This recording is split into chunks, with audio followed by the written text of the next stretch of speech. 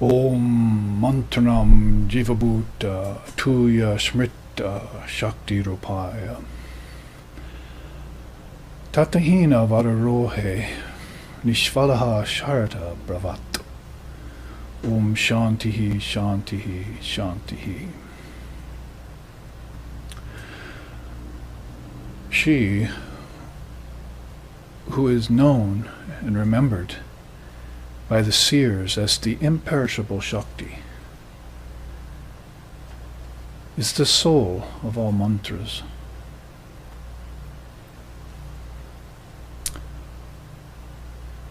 Without her, O fair ones, all the tatvas would be as useless as clouds without rain. She is the perfect I consciousness, existing in the abundance of words as their very essence, and the essence of all non-dualism as well. Om peace, peace, peace.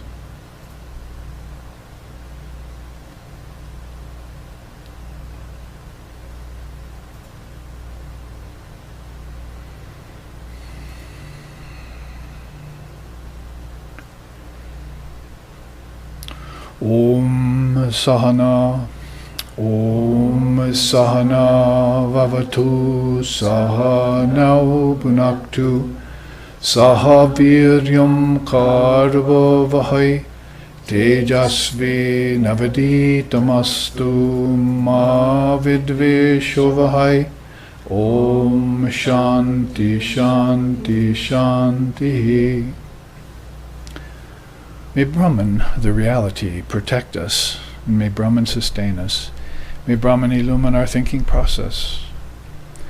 May we not find fault with each other, with the teachings or with the world. And may what we study be a source of inspiration to us eternally. Om peace, peace, peace. May peace be unto us, may peace be unto all. Om Hari Om.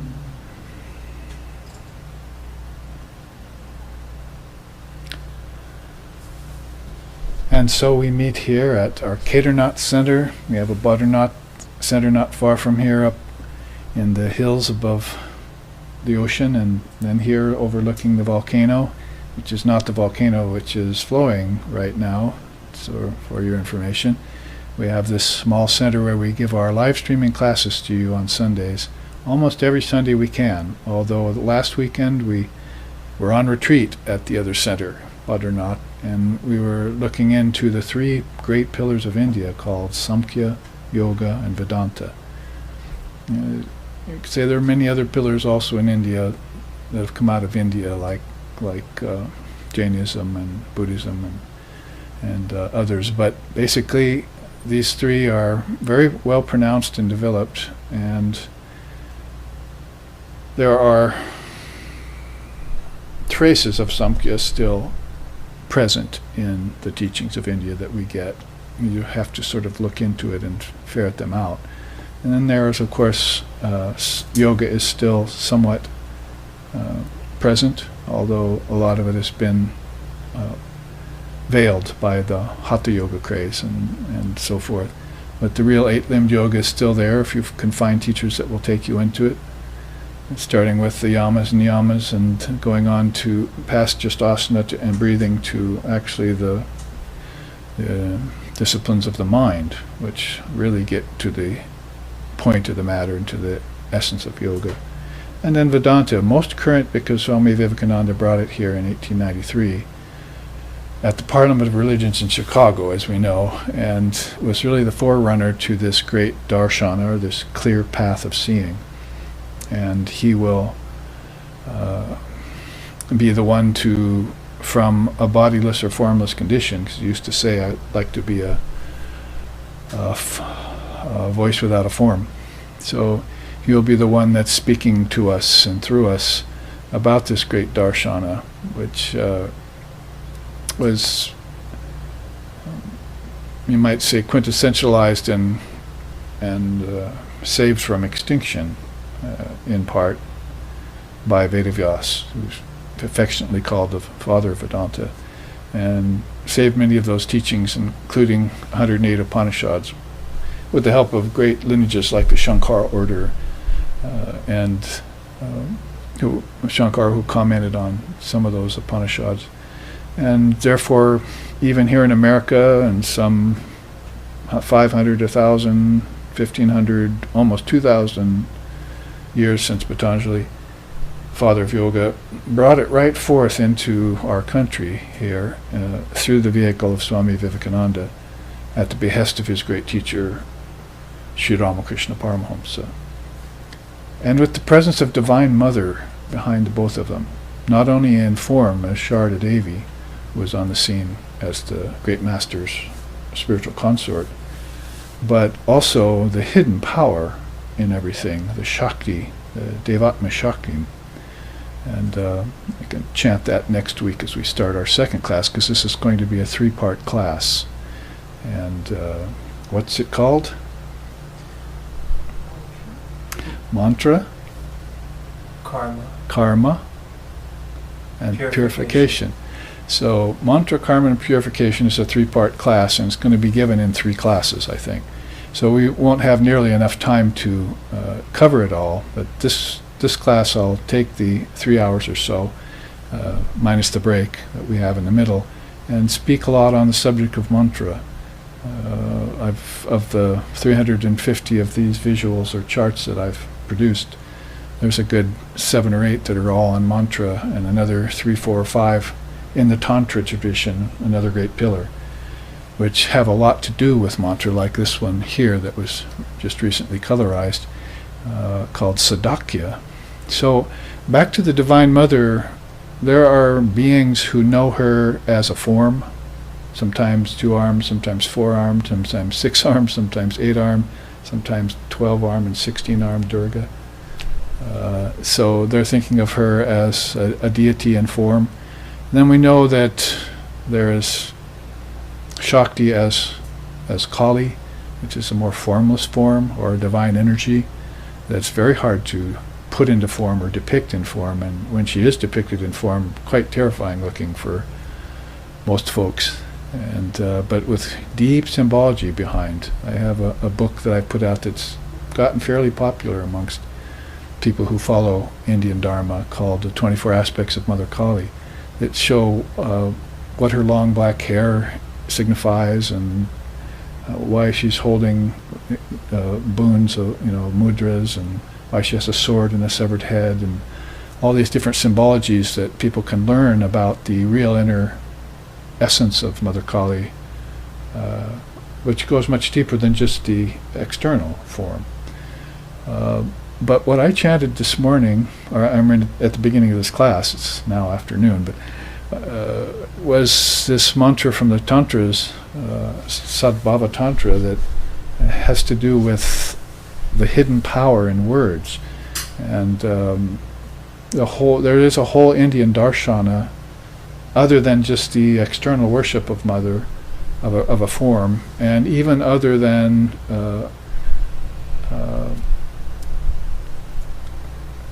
how one might look at her as a compassionate goddess, a deity of any type, that is actually very much in line with the Jnana Yoga tradition.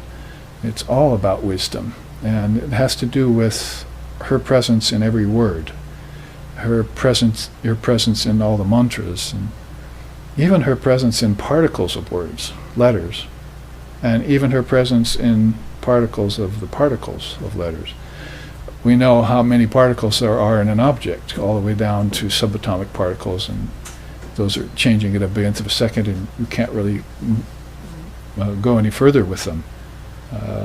In the same way, the wisdom particle has many, many levels to it, and some of these particles are forming worlds.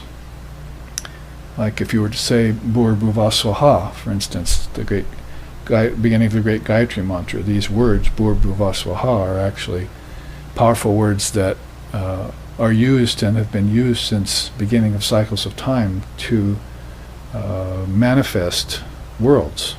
The power of the whole world is in the seed, just like all the power for growth here is in the seeds of trees and seeds of grasses and so forth, and in the seeds in man. And so all of these seeds depict this great ideology of mother power, or Devatma Shaktim, existing in everything. And it even goes beyond, of course, the physical, like atomic seed, the power in, the great power in splitting an atom. There's even a greater, subtler power in the intelligent particle, because that's the next level of the particle would be where your ancestors went, for instance. Bur, Buvaha. So Bur would be like a level of where Bhutas, physical beings like animals, insects, plants, and mankind's bodies are. And then the next level of particle would be Bhuvaha, where you'd find these elementals or ancestors. And then you could assign these words to these, like earth, lower heaven, and higher heaven, for instance, if you want to use English. But these are all kings of heaven within you. And the way that India loves to, both Vedas and Tantra love to explain this, is by particles and by vibration. And if you go to yoga, it's leaning more towards the vibration, vritti. But that vibration in the mind that you're thinking is based on these very self-same seeds that the Vedic tradition has been talking about ever since the word was heard by the seers in their deepest meditation. And the Devatma Shaktim, this divine energy, was perceived by their subtle intellects. Svetashvatara Upanishad has that beautiful chant, Te Dhyan Yoga it means Te Dhyan Yoga means practicing the yoga of meditation. So when they practiced the yoga of meditation, they got beyond the intellectual frame of reference and began to have vision of her, sometimes with form, sometimes without form. And the way in which they explained what they tracked inside of their own consciousness was by levels of particle and vibration. So Tantra and Vedanta, or Tantra and Vedas, have shared this wisdom together. It's hard to find out where teachings on the word start and leave off in these two darshanas. They shared them so deeply. We've often talked about Veda and Tantra being two rivers that have flowed in India from time out of mind, and they mingle their waters, and they come apart, and they mingle their waters. So very difficult to find out where one starts and the other ends off. One starts and ends off, and the other begins. And because of this confluence that's always flowing through time. Time is a kind of a river too. And so streams of consciousness are also kinds of rivers. And you'd have to understand waves to understand a river. And so in order to understand your own thoughts, you're going to have to understand the seeds that give rise to them. We know that the seeds that give rise to impure thoughts, or restless thoughts, or lackadaisical thoughts, depression, but those seeds would be better left alone, or transcended. But the fathers of these different traditions talk about vrittis that are more pure, and the entire Indian subcontinent, from time out of mind, and all the philosophies, or let's say most of the philosophies that have come from the great thinkers of India, trace themselves back to the word. And the word is that bijam, or seed, which is the greatest of all seed words. And we hear it even being repeated to John by Jesus. In the beginning was the word was with God. So even in the Middle Eastern traditions, it began to surface that there was this, let's call it supreme matrix, if you will, which was a sort of intermediary between the formless Brahman, or the light of consciousness, and everything that was produced out of consciousness, everything that formed on like waves on the breast of an ocean. So those are metaphors, and many of these metaphors are used in the different traditions. And so when we talk about then mantra, which we'll talk about today, then we're going to look at some of these as an introduction to mantra, because before we've just basically talked about mantra as practice, how I use the mantra that the Guru gave to me, and if it's succeeding, if it's doing its job of purification. So mantra, karma, and purification. Before class, one student asked, he says, what do the three have to do with each other? And so mantra destroys karmas. Mantra can also awaken and fructify good karmas. And it does that by purifying the subconscious mind where seeds are stored. Seeds like, grand seeds like Bhurbhuvasvaha, but also seeds like that produce stars, body, prana, sun, senses, and so forth. We'll look at that chart after we get the introduction here. So one of the charts I want to look at, and it would actually take probably a week of classes to really go through, so we're being a little bit ambitious here by bringing this up as the first offering. But if one were to understand Sadakya, what's called the 6 paths of knowledge, leading to perfection, or the 6 ways of attaining Brahmagyan in Tantra, one would begin to start down this path of the word. And this usually been given to the mystics to go down that path, people who have a penchant for moving inside of themselves, and they don't have anything in the way of moving inside of themselves. Because many people don't know there's an inside of themselves. It's certainly not in the body, and certainly not in outer space, because that's outside. So you're moving back into thought process, into your own mind, then into the collective mind, and then into the cosmic mind. Or, we talked about it at the retreat last week as being your gross body, your subtle body, and your causal body. Put 3 other assignments there: waking, dreaming, and deep sleep. And then what's beyond them, Turiya, or the 4th state. Then you pretty much have a good idea of a general wisdom, or a sort of template, if you will, of what this path consists of, what you're actually doing when you involve. Because we've said before that evolution alone is not doing it, and a creation, 7-day creation theory, that has a beginning, middle, and end, origins also won't do it. India's always thought in terms of non-origination, that everything is all the time. There's no birth, there's no death. There's no birth, there's no life, there's no death. That's real. And the waking, dreaming, and deep sleep are also rather dreamlike, and they've even been called dreams by great seers. So when you think about these Triputis, or these great teachings of India, then you always come down to this teaching of the word, and people who beat their path towards the word is always going back to the source of things, or the source of origins. So when Jesus was talking to John about in the beginning was the word, he was talking about the remote cause of everything, which is a word, a great word. And the vibration that word causes are the vibrations that are caused are very very subtle at first. In fact, even causal. They're seeds, and then when they break into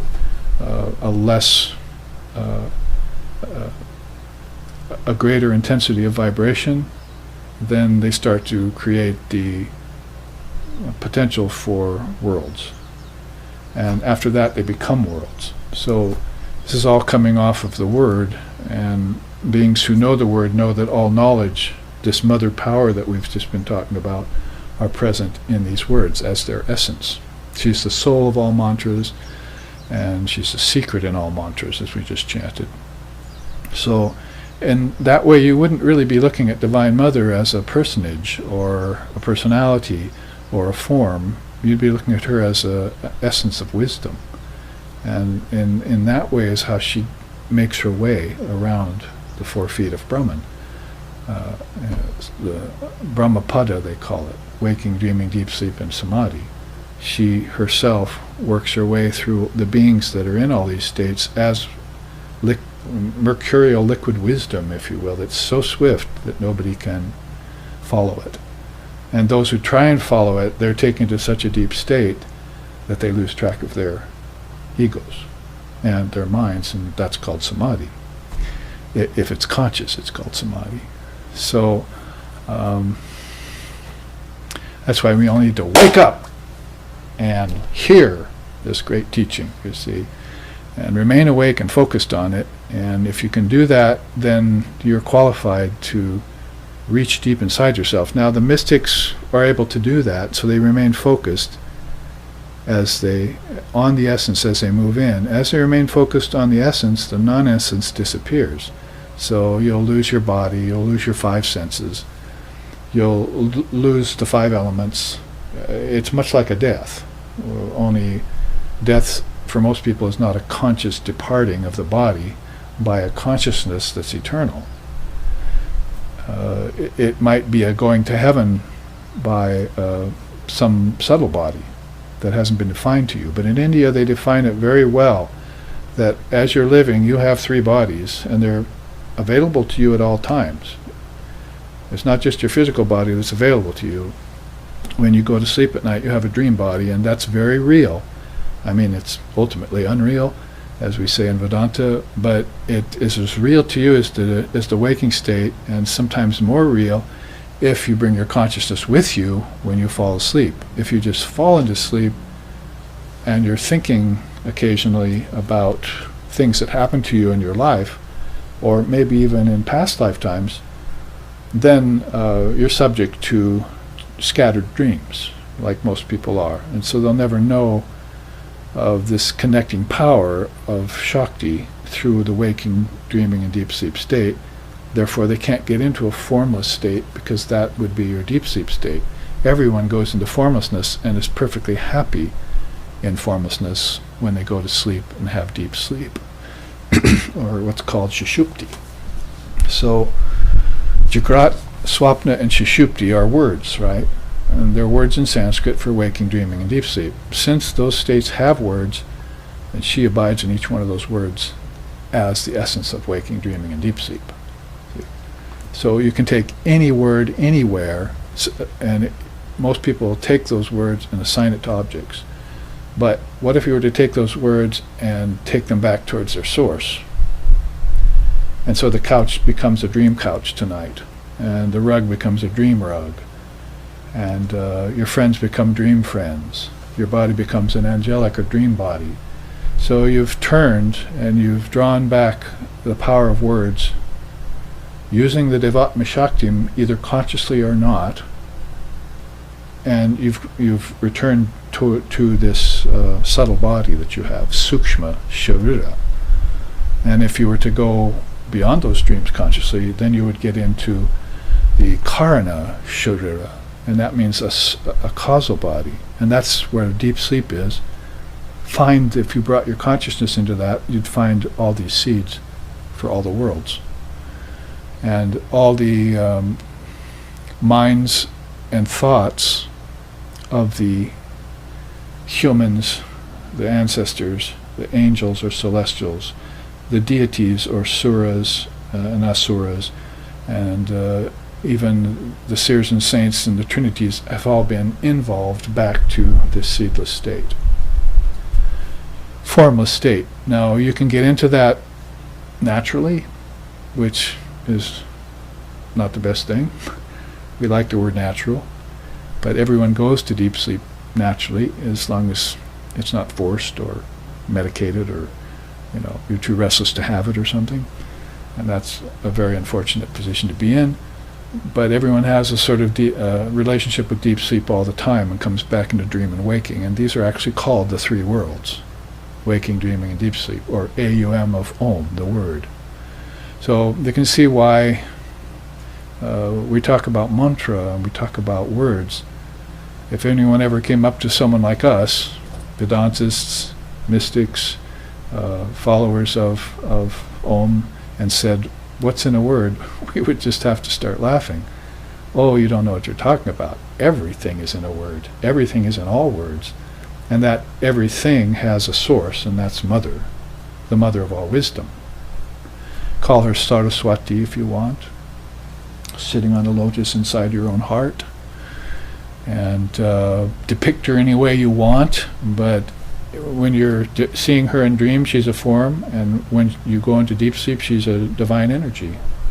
We talked about this just in our meetings all the time, the power of Divine Mother, and how to follow her. So, all of this by way of explanation of the mystics that follow the path of sound, divine sound, Shabda Brahman.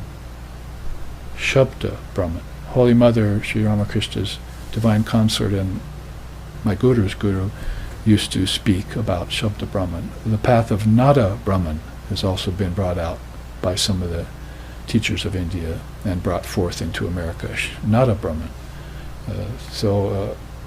You've got words like the pranava in the Upanishads. Meditate on the pranava, that means Om. And you'll find that word centered in your heart, and the heart chakra is called Anahata, and that's another word for the path of God to sound. Anahata, the heart chakra, where you'll hear that Om humming like a billion bumblebees in a huge log. So you closer you get to that, opening that heart chakra, which is love and wisdom combined, and then the closer you get to this divine word, which is the source of origins. Now, when Jesus explained it to John, he said, in the beginning was the Word, but the Word was with God, and then the Word was God, evidently, and obviously that's three different things. So there's a time when the Word is, as far as you're concerned, separate from Brahman. And when it's separate from Brahman, it can be the matrix to produce worlds.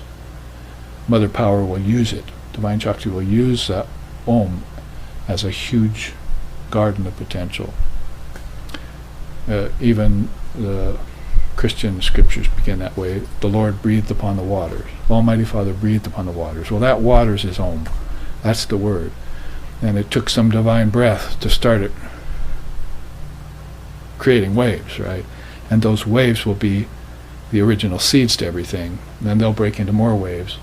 And eventually all of that will come pouring out as the heavens and the earths. And so all of that is in a word and more. So that's why the seers then have studied not just the waking state, but they've studied the dream state. And then when they went beyond the dream state, they got very interested in deep sleep. What happened to my ego? You might as well say, who am I? Who am I cannot be answered very easily here on earth. You'd have to say, who am I not? Here, because here you're seeing all the final manifestations of the word. This is all the word, all your own knowledge turned into solid objects. So obviously you're not going to find God there, and you're not going to find the word humming there. Although if you're a scientist and you take apart an object, you'll see a bunch of vibrating particles and lose track of the physical, lose track of matter. Pretty soon you'll understand that even objects are unreal because they're vibrating particles changing at a billionth of a second, and your senses are just not tuned to be able to understand that. You could only understand that when you tuned the senses out. See? Because when the senses are gone, you've got your subtle senses in dream tonight. And when those are gone, you've got your deep sleep state, which is one big third eye. Or one big divine ear. See? So you're going from 5 outer senses to 5 inner senses to one sense, basically. A divine eye, third eye. Jnana Chakshu, Krishna called it. The white dove ascending. There are many names for that third eye in 7 different religious traditions. Or that divine sound. So basically, if you're a mystic, you're really interested in the sound of the word, and you can hear it in meditation. Or sometimes it can break in on you and blot out other sounds even when you're in the waking state. If you're more visionary oriented, you might think more in terms of light. You see. So there's light and there's sound. And those jyoti and shabda, you could use as words for that. Either one of these ways is a good way to realize the self within you, or to merge the apparent self with the real self. Jiva with Shiva, or Atman with Paramatman. So, in so many ways, as my usual introduction to the subject, which is very deep and has to be contemplated, Sadakya is probably one of the most thorough, the 6 ways of getting this knowledge. Brahmagyan is knowledge of Brahman. So it's one of the more thorough systems that I would say was probably a combination of the thinkers of thousands of years of Vedic thought and thousands of years of Tantric thought, and how they concurred with each other and how they contributed over time, so that even all the way up to Jesus' time there was buzz about the word. And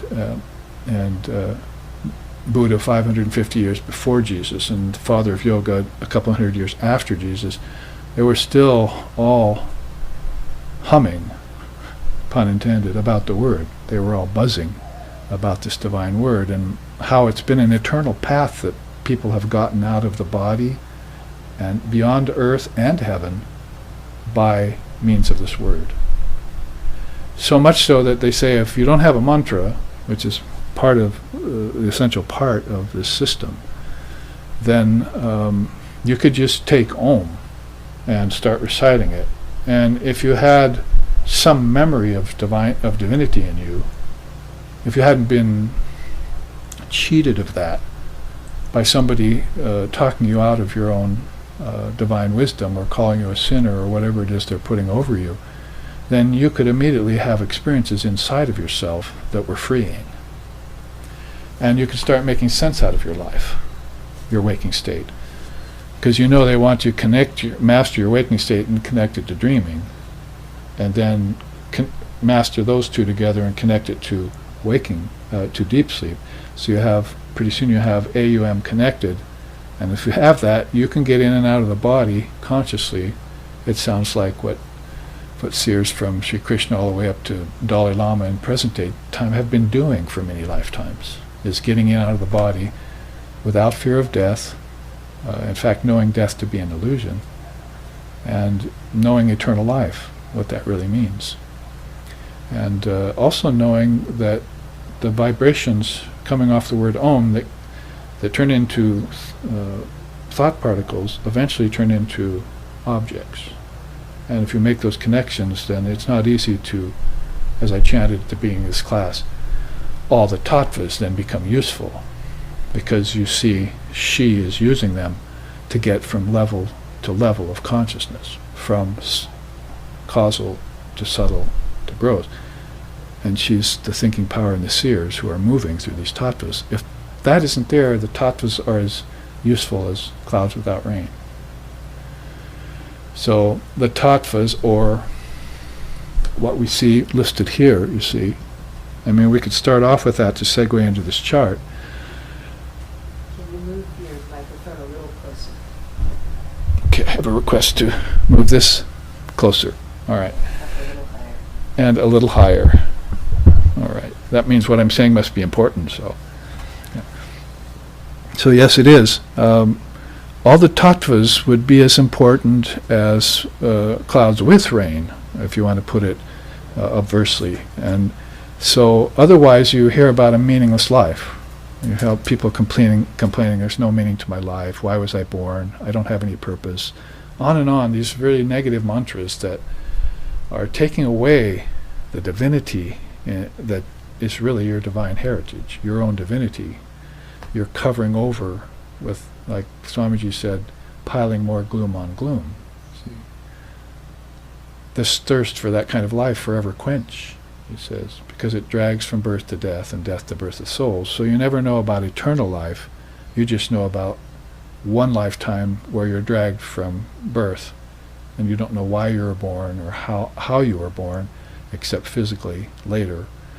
And it drags you to your death, and you don't know why you're dying and where you're going at the time of death, and this becomes a meaningless round.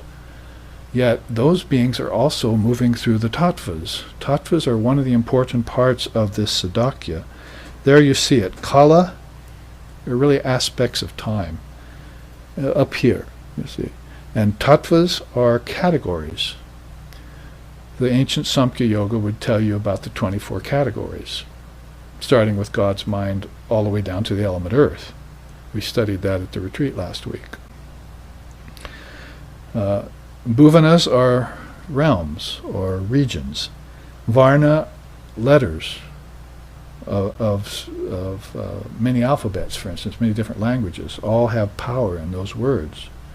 And certain people who know those languages should be able to get power out of them, power of intelligence, but they're not. They're just getting power of the physical tattvas out of them, and they don't know about the subtle tattvas and then the causal tattvas. So Varna, letters, then Pada, words, and then mantra, divine utterances. These are the 6 ways in which the Sadakya system wants to reconnect you with the word. And all the way back so that you will know in the beginning was the word, and the word was with God as its matrix. Then all of a sudden the word was God. So you took everything back to the word, and then you found the word inside of yourself, and you merged that self into the great self. Is how Vedanta and yoga describes it. So this goes all the way back to the kingdoms of heaven are within you, or all knowledge lies within you. Things that both everyone from Krishna to Jesus to Patanjali, the father of yoga, have been telling you about in their systems, whether they be early Christianity or whether it be yoga or whether it be Buddhism. They've been telling you about these systems in their own languages, and these languages are important. I mean, by the time Buddha was there, Sanskrit was already beginning to become a forgotten language for the most part, and they had to use a Pali language to explain these same things. So you can see even by as recent as Lord Buddha, which is 2,500 years ago, languages were extremely important, and you had to be able to put great thoughts like this into certain words and utterances so that you could describe the origin of worlds, so that you could explain how they're born in time and who presides over them. Basically, that's a kind of nutshell of 6 different things. So there they are, aspects of time, categories that come about, regions that are formed by these letters and words, and then the divine utterances that hold the mystic power of Divine Mother in them. Let's read the quote here from the Tantras. With self-purification achieved, liberation proceeds via extracting the essence of the scriptures and gaining an intellectual conviction, leading to mature spiritual discrimination. That's a long sentence, but it's about as simply as you can put something as vast and important as this. And so you need to go through self-purification. That's the 3rd word in our class title today, right?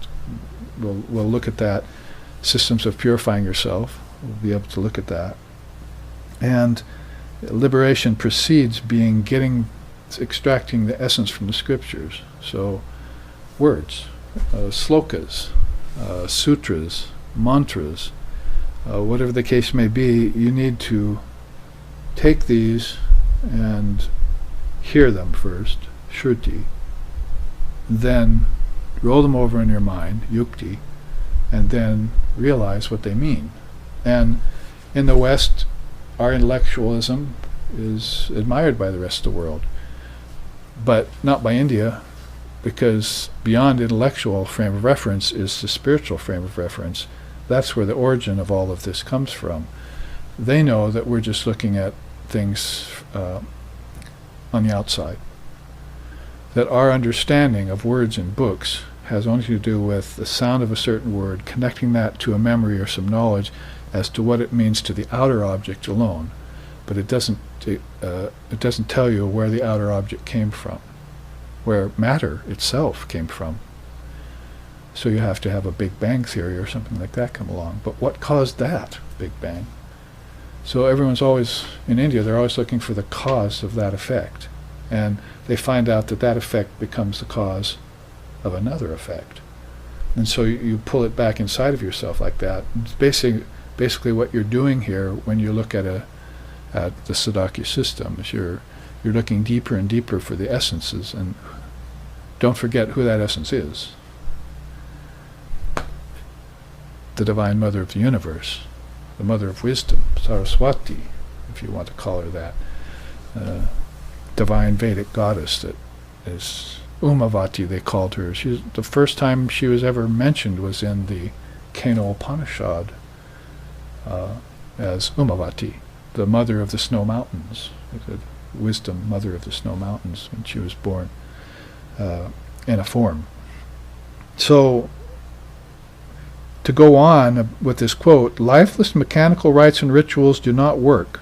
If rubbing the body with ashes could bring liberation, then village dogs could have it. So Tantra is taking to task hundreds and thousands of years of rites and rituals which they themselves passed through. And they found out that it wasn't getting them to the essence. There are beautiful songs in India like, mother cannot be bribed by sacrificing goats and elephants and, doing pujas and homa ceremonies and all this. This was all some sort of preparation to purify your mind and senses, so those things could become tattvas that you could see deeper with, like into your dream state. Otherwise, dream just becomes a figment of your imagination and something for the psychologist to play with. But in yoga psychology, this is another realm you're talking about. This is another bhuvana. If you divide the bhuvanas up into 7, you've got Bhur, Bhuva, Swaha, and Mahar, and Jana, and Taparloka, and Satyaloka, the 7 great worlds. That's right here. You see, I'm sorry, right? Yes, right here. Brahmaloka, Tapaloka, Janaloka. And then the 7 netherworlds that are their mirrors. Hell realms, you might say. So these great 14 spheres are a part and parcel of this bhuvana. So if you have a word like bhuvana, you see how it can suggest 14 things to you, just by that one word alone. Or if you have a word tattva, it can suggest 24 things to you. What are the 24? See, unmanifested prakriti, God's mind, the ego, intelligence, mind, 5 subtle senses, 5 gross senses, 5 gross elements, and you might as well start tossing in 5 subtle senses and the 5 pranas with it, and then trace it all back up into Om. See, so just the word bhuvana will settle that for you. So if you have knowledge of these one words and how much can come out of a word, then you're not going to stand in front of a Vedantist or a Tantrist and say, well, what's in a word? See, or what's in a name? Because in a name is where all the gods are. They took names, and you don't want to piss them off. See? You want them to be on your side. You need friends in high places. And high places mean that these deities, or these gods and goddesses, or these suras and asuras, are in the tattvas and in the bhuvanas. They move through them as mother consciousness. And so if they're aware of mother, they can move deep. If they're not so aware of mother, they can only move so deep. So in a world like this, who does not know the Divine Mother, then how deep can they go? About this deep, Krishna says, going around and around in circle and born in restless wombs. It's the exact description he has for souls who cannot understand the deep meaning of something like this. So, in another way of saying, you have no excuses. You have no reason why you should not look into a system this ancient, this powerful, that has illumined millions of souls by its very existence, just because in the Kali Yuga it's been forgotten. and you happen to be born in a Western country that was fixated on matter, and you don't know anything about where matter comes from. A Big Bang is about all you can see, or God created it. But in our tradition, God's not a creator. These gods and goddesses and these principles are the creator, and it creates in droves. See, the word is that powerful, it's that potent to produce all of this, and this is just a mere mention of everything that's in all the worlds, right? Well, let's look at the tattvas, for instance. If we go to, well, maybe we should take it in some sort of order. We said what kala is, basically phases of time. So kala means manifestation is in the nature of reality. This is from the Tantras. Manifestation is in the nature of reality. Kala, in its 5 main forms, presides over all cosmic principles, pure, mixed, and impure. It simultaneously assists the unmanifest to transition into the manifest and acts as a guide for all seekers of self-realization. So there has to be some sort of matrix that gets things from formlessness into form. And it's true both of souls and nature. Souls need to somehow have a helper to get them into the form, and then into other forms, to eventually be born on earth. There's a power behind that. Nature is the same way.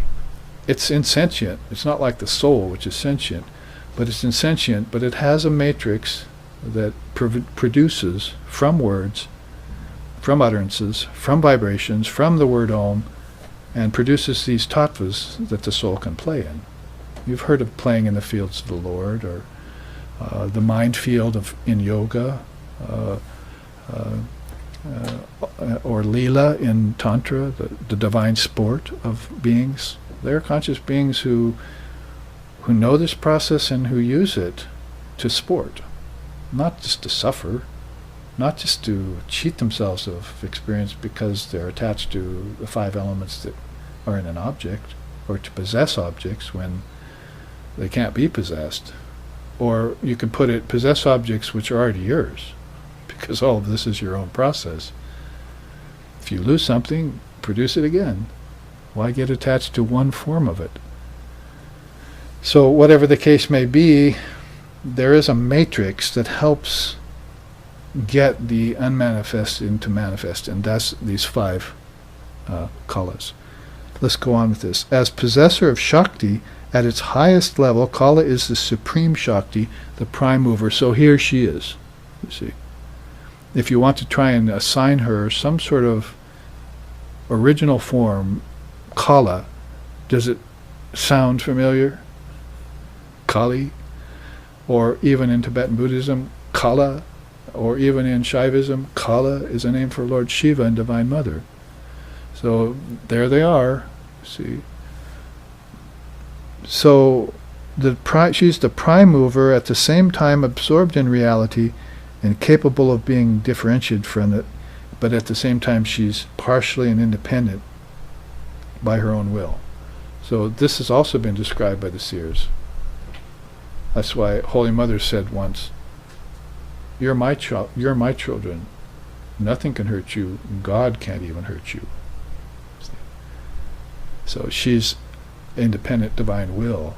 God, what can God do? It's just this formless mass of awareness. It can't do anything without something that can get it from formlessness into form, right? We just said that. So there's a power that moves things from formlessness into form. That's her.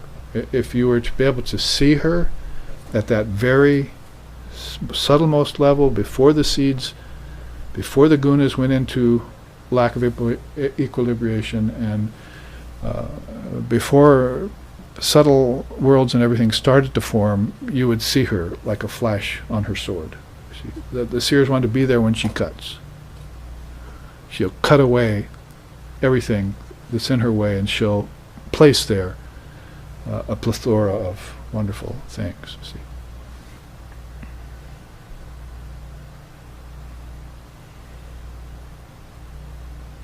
So That's a very powerful sloka, you see, or mantra, or sutra that you need to think about. Oh, I'm thinking about Divine Mother at a very high level, maybe the highest level that the mind can think at when you take a sloka like that and contemplate it, and that's what you need to do. It's not going to be understood just by one reading. And you're going to have to put your sadhana, your purification techniques, your study of scriptures, and your devotion to her all in one form. See? What does it take to realize God? Sri Ramakrishna said, it'd be like taking the miser's love for money, the mother's love for her child, and 2 or 3 other things, and put them all together in one intense love. So that's the kind of yearning and love you have to have for her in order to bring her out of hiding. Because she's hidden in everything. And look how deftly she covers things, hypnotizes souls. And they're so willing to go to that hypnotization, you see, that some want to rip those veils off, you see. Tantra has described Maya as leading you with one hand and covering your eyes with the other, you see. That's the mudra for Maya right there. But here's a mudra for the spiritually awakened soul. See? I want to see where you're taking me. See? So Sadhaki would be a way of seeing where she's taking you. Outward and inward. Evolution and involution. Let's look at the 5 kalas that were just mentioned in that quote. Nivritti kali, pratista kala, vidya kala, shanta kala, and shantyatita kala. Shantyatita kala. So nivritti is Brahma. Lord Brahma presides in that level of tattva. Kala. Pratista, Vishnu presides. Basically, Vishnu always is there, sustaining things, isn't he? He likes the sustaining power. Brahma likes the giving rise power. And Vishnu likes the let's stay the same power. And Shiva comes along and says, I like the destructive power. Wipe it out. Return it back to formlessness. Well, doesn't this sound like the Trinity? And doesn't this also sound like something that would take you from formlessness into form and then back into formlessness? Isn't it? Doesn't it also sound like waking, dreaming, and deep sleep tonight for you? When Lord Brahma has created all this, and Lord Vishnu is sustaining it in dream, and Lord Shiva is taking it away in deep sleep, and then Lord Vishnu is giving it back to you, and then Lord Brahma is back to the origin of all things, and here you are back in the waking state, AUM. You've made the complete cycle, but you haven't put anything together of what happened to you, or who's doing it. So Divine Mother is the purveyor of all of these 5 powers of hers, these 5 kalas. So look at the next one, Vidya, that's Rudra, and you know who Rudra is, another name for Shiva. Shanta kala is Maheshvara providing, and Shantyatita is Sadashiva providing. That's a very special aspect of Shiva. So we're not going to spend a lot of time on the Trinity and the gods at a very high level like this. Let's move on to tattva. So the definition for tattva there, remember we're in Sadhakya now, and we've just talked about the first aspect of these 6 ways of getting you to Brahmagyan. And now we're going to talk about the second, which is tattva. Beginning with the elements and proceeding to Shiva and Shakti, consciousness as experience is made up of worlds, bhuvanas, which are the planes of existence consisting of tattvas. So we haven't taken you to bhuvanas yet, but that's why I mentioned it to you, these 14 worlds, right? So these tattvas, these bhuvanas consist of these tattvas. So if you've studied your Samkhya yoga, you know most of this. But in this system of Tantra, they're describing to you a very high level of tattva that has to do with Ishvara and Sadashiva and so forth, this 5th kala. So what are they? Physical tattvas, Everyone close their eyes and just start reciting them. Earth, air, fire, water, ether. Odor, flavor, visibility, tangibility, and audibility. Excretion, procreating, locomotion, handling, speaking, smelling, tasting, seeing, feeling, and hearing. So there's 3 sets of 5s for you right there that are the physical tattvas. As far as this system is going, yes, it is covering some of the subtle worlds, your dream state in a bit, but it's not like these can be nicely put into airtight compartments. There's going to be some overlap. So if you go from the physical to the psychic level of your being, which would be more like dream tonight, these objects become subtle objects. But they're the same objects that were here. See, people don't usually dream about things that aren't on Earth. They just take the same things that were on Earth and they dream about them in subtle form. So that proves to you that the subtle is the father of the gross, you see. And we're not thinking that way. We're thinking that the gross is it. That is, 5 elements are it. And then dream is some fantasy of our imagination that came because we had some experiences with the physical objects. But the truth of it is, we had dream first and produced the physical objects from it. And so this is going to be a revelation to people in the West who are caught between a rock and a hard place of 4,320,000,000 year old evolution theory and the 7-day creation theory, when creation is just 1/5 of what's going on here. So those physical tattvas, you just pretty much, that's your waking state and what you're involved in. But when you go into dreaming state, you're taking them with you, and what you're seeing is the source of what you experienced in the waking state. You have to turn around like that. You have to turn Maya on its ear and ask Mother, will you show me what this waking state's about? What the 5 elements really are? Is water just to quench my thirst or drown me, or is there some source to it, some essence to it? You have to really inquire about this and actually meditate on those things. That's what the father of yoga did in 140 AD when he saw systems like Kapila Samkhya Yoga and systems like Sadakya. He said, well, let's take these and make them alambanas. Let's meditate on them, because we need to remember. It's been too long since we remembered the steps that take us back home. See? So you're going to have to leave the body and leave the senses and leave objects and all that and just abandon them. Sometimes that's called renunciation. Other times it's called detachment. Other times it's called, death, you see. So you want to do this consciously in your meditation while you're living in the body, so you can memorize all the steps that lead you back to the kingdoms of heaven and beyond the kingdoms of heaven. Because this goes beyond the kingdoms of heaven. Deep sleep is beyond the kingdoms of heaven because it's formless. And you're still there in a formless state. You're still witnessing formlessness. Oh, I'm formless now, so who's saying that? You see. Or you can even do it, if you're not a realized soul, you can even wake up in the waking state and said, I had deep sleep last night. You see, what is that memory? I had deep sleep.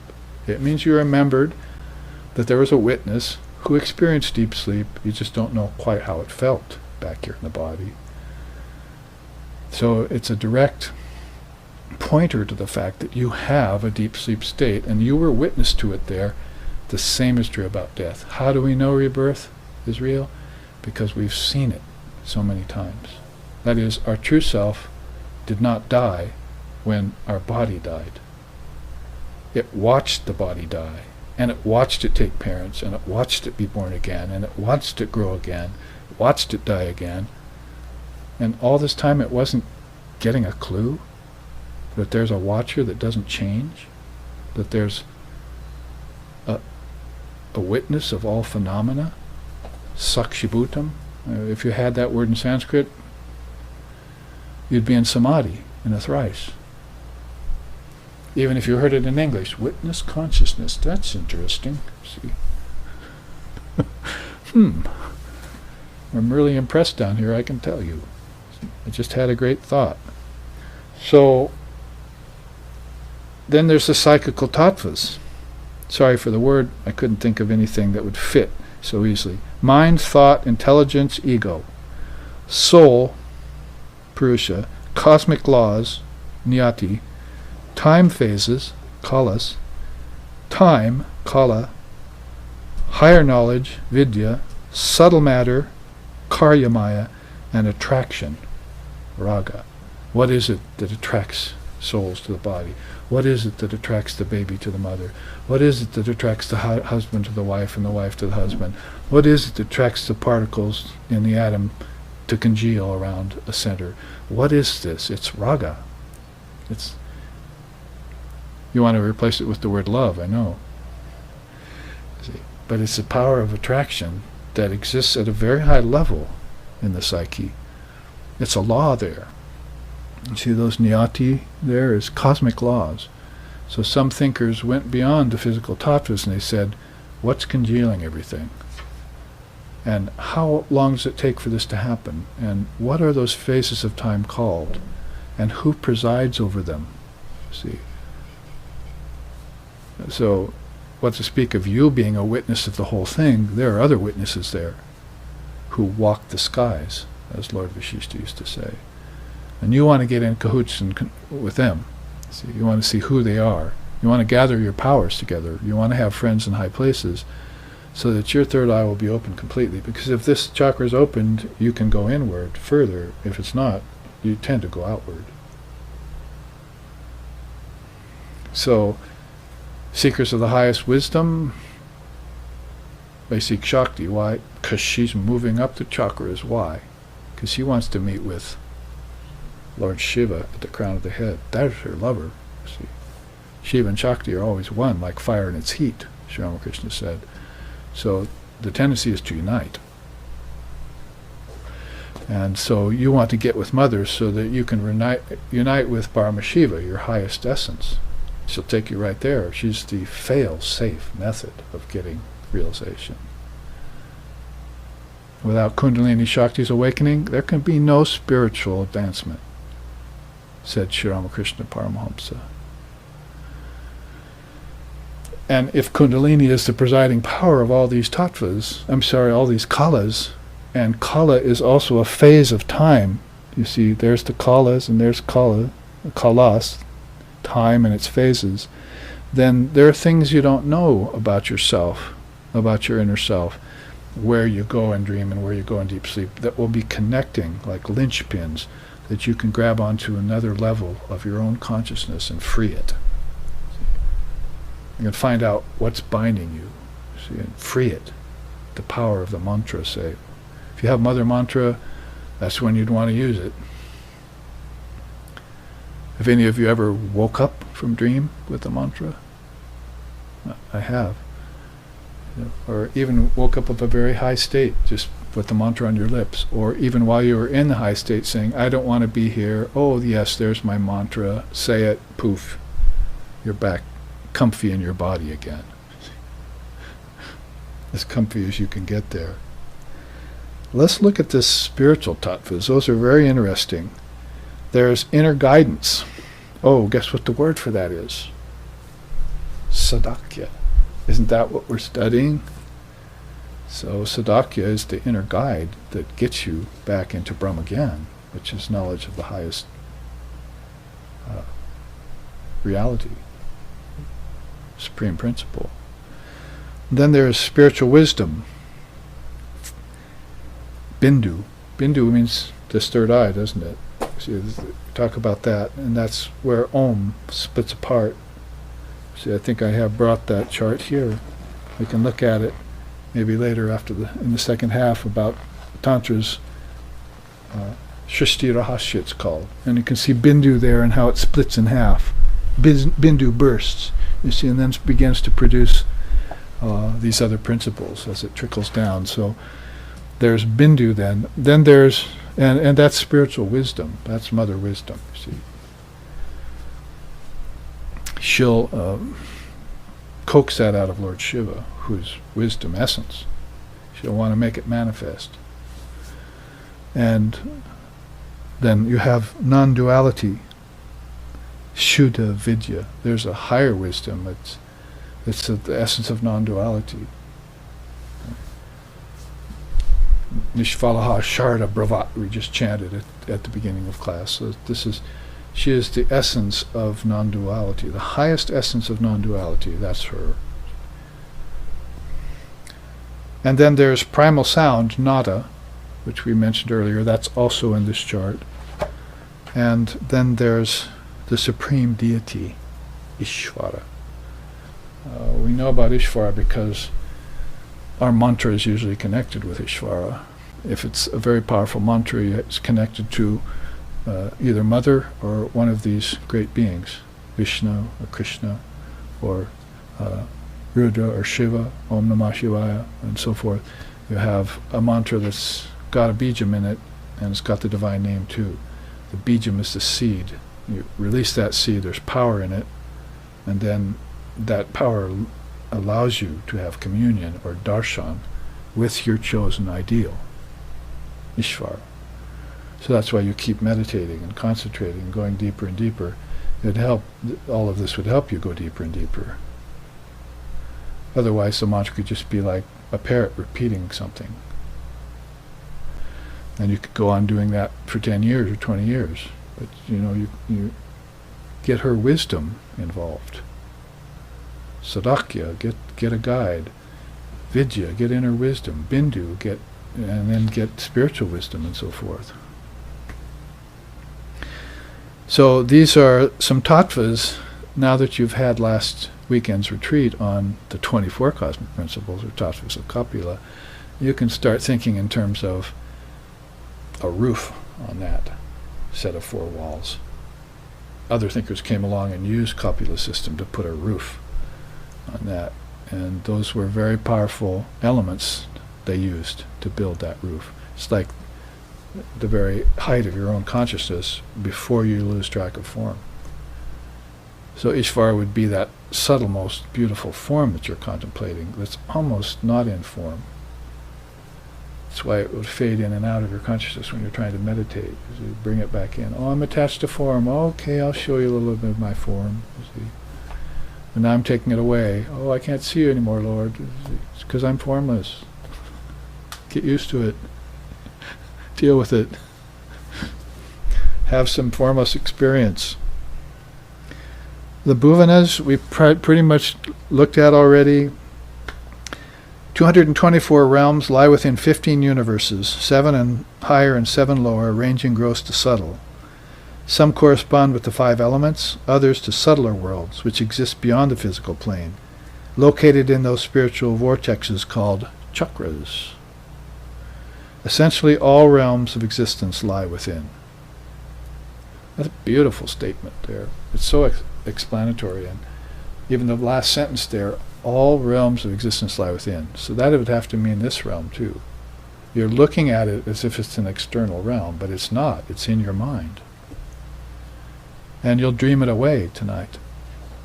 It'll lose its outer existence. That's why you renounce it. That's why you give it up. That's why it's not real. That's why it's shifting sand. That's why it's Maya. That's why it's samsara. You think they're just spouting out words and systems so that you can just play with it some more? Or do they want you to give it up because it's not real? You can't build your house on shifting sand. Take your pick, God or Mammon. Take your pick, the wheat or the chaff. So this world, if you were to see it in its reality, is really an inner world. The way we used to talk about that in SRV with Lex Sixon, our founder, is he would used to say, you're living in your mind right here. This is your mind made manifest. So everything here looks like it's outer, but it's really, if you could see it, the object, you could see it's just vibrating particles, which are suggesting deep sleep, aren't they? Because when you go into deep sleep, these things dissolve. You don't see them anymore. And it certainly happens when you go to death. And it happens in a very grand way when you go into samadhi. So really there are 4 ways in which you can go into formlessness. and some more conscious than others. Some forced upon you like death. But deep sleep is certainly one of the easiest ways to get into formlessness. But what is it telling you that I lost my ego? What is it telling me that I lost objects? What is it telling me I lost my bank account? What is it telling me I lost my children? What is that telling me? Is it just a lesson of impermanence? That's part of it. Especially if you're attached to it, you see. It's a matter of impermanence or detachment or tyaga, renunciation. But if you wanted to go deeper with it, you could say that this world is really inside of me. Even this world is inside of me. I'm going on too long about this, but it's not something that is a common thought to people. They think of inner worlds. See, now they're making a decision, aren't they, between outer and inner. But what do the Upanishads tell you? What does Shankara tell you? Join the outer with the inner into one indivisible state, then meditate on that state, pass your time contentedly, and be free. So if you're still holding a distinction that this is an outer world and then there's an inner world, or that the Atman is not here and it's only inside me, then you're still caught in a realm of duality, in some sort of dream of separation. So the teaching of Bhuvanas, powerful. See, each one of these is another element that connects with the previous and leads to the next, and will give you mother wisdom. All you need to do is take the time to listen, contemplate it, make sure you have devotion to her intact, that you're seeking her for the right reasons, and then realize it. Om Shatagunam Vidyan Mananam Mananadapi Nitijasam Lakshagunam Anantam Nirvikalpakam. How do you get into Nirvikalpa Samadhi? By hearing about Brahman, then by taking teachings on Brahman, and then by meditating on Brahman. From good to better to best. So Swami Vivekananda would put that. Good to better to best. And so you'll take the dreaming and melt it into the dream, take the waking state and melt it into the dreaming. Then you'll take those two and melt them into deep sleep. And then deep sleep will all go into Turiya. Or you'll take the Annamaya Kosha, physical body, and you'll dissolve that into the Pranamaya Kosha, which is energy. You'll take those two and dissolve them into the Manomaya Kosha. In other words, all of this is in the first two koshas. You're dissolving it into this kosha, tattva-wise. Then you'll take those three and you'll dissolve it into Vijnanamaya Kosha, which is beginning to bridge on this. Vijnana is the highest wisdom. Then you'll take those four sheaths and dissolve it into Anandamaya Kosha, which is a kosha of bliss. And there your ego goes, oh, you found me, I give up. So you like tore the hiding place off the ego. And it's like cowering there in the sun. Like, oh, you found my secret, you rascal. And then ego dies in the light of understanding. So however you put it, in terms of the 5 sheaths, or the 3 worlds, or the mantras of Om, or the 6 ways of getting Brahmajnana, it really amounts to the same thing. It's an involutionary process that people are not taking. They get into the fields of the Lord, consider this world to be the only real world, leave it outside of themselves, and play in it, and then suffering happens to them, and death takes them by surprise. And then they find themselves right back here again. Doesn't matter whether they died of natural causes or committed suicide. They find themselves back here either way. But you would find yourself back here in that case if you were an ignorant person. So you're finding yourself back here, but the seers are finding themselves.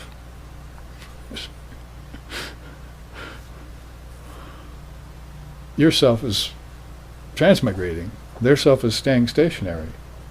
You're identifying with the transmigrating self, so you're finding yourself back here again and again, but they're finding the self, with a capital S, and remaining stationary, like Shiva does.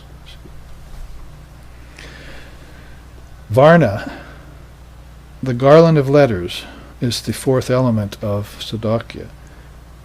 Varnamala is the science of alphabets, which is an expression of the Mahashakti, the essence of indivisible truth which reveals the mystery of creation, called Shishti Rahasya. You'll look at that.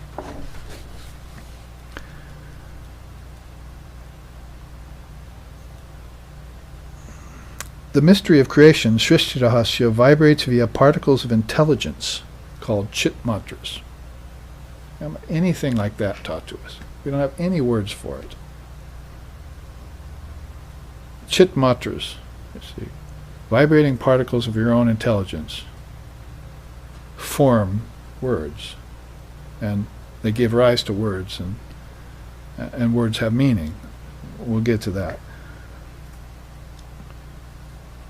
It includes three main elements: matrikas, alphabets, or you could say letters, shabda, word, and artha, meaning.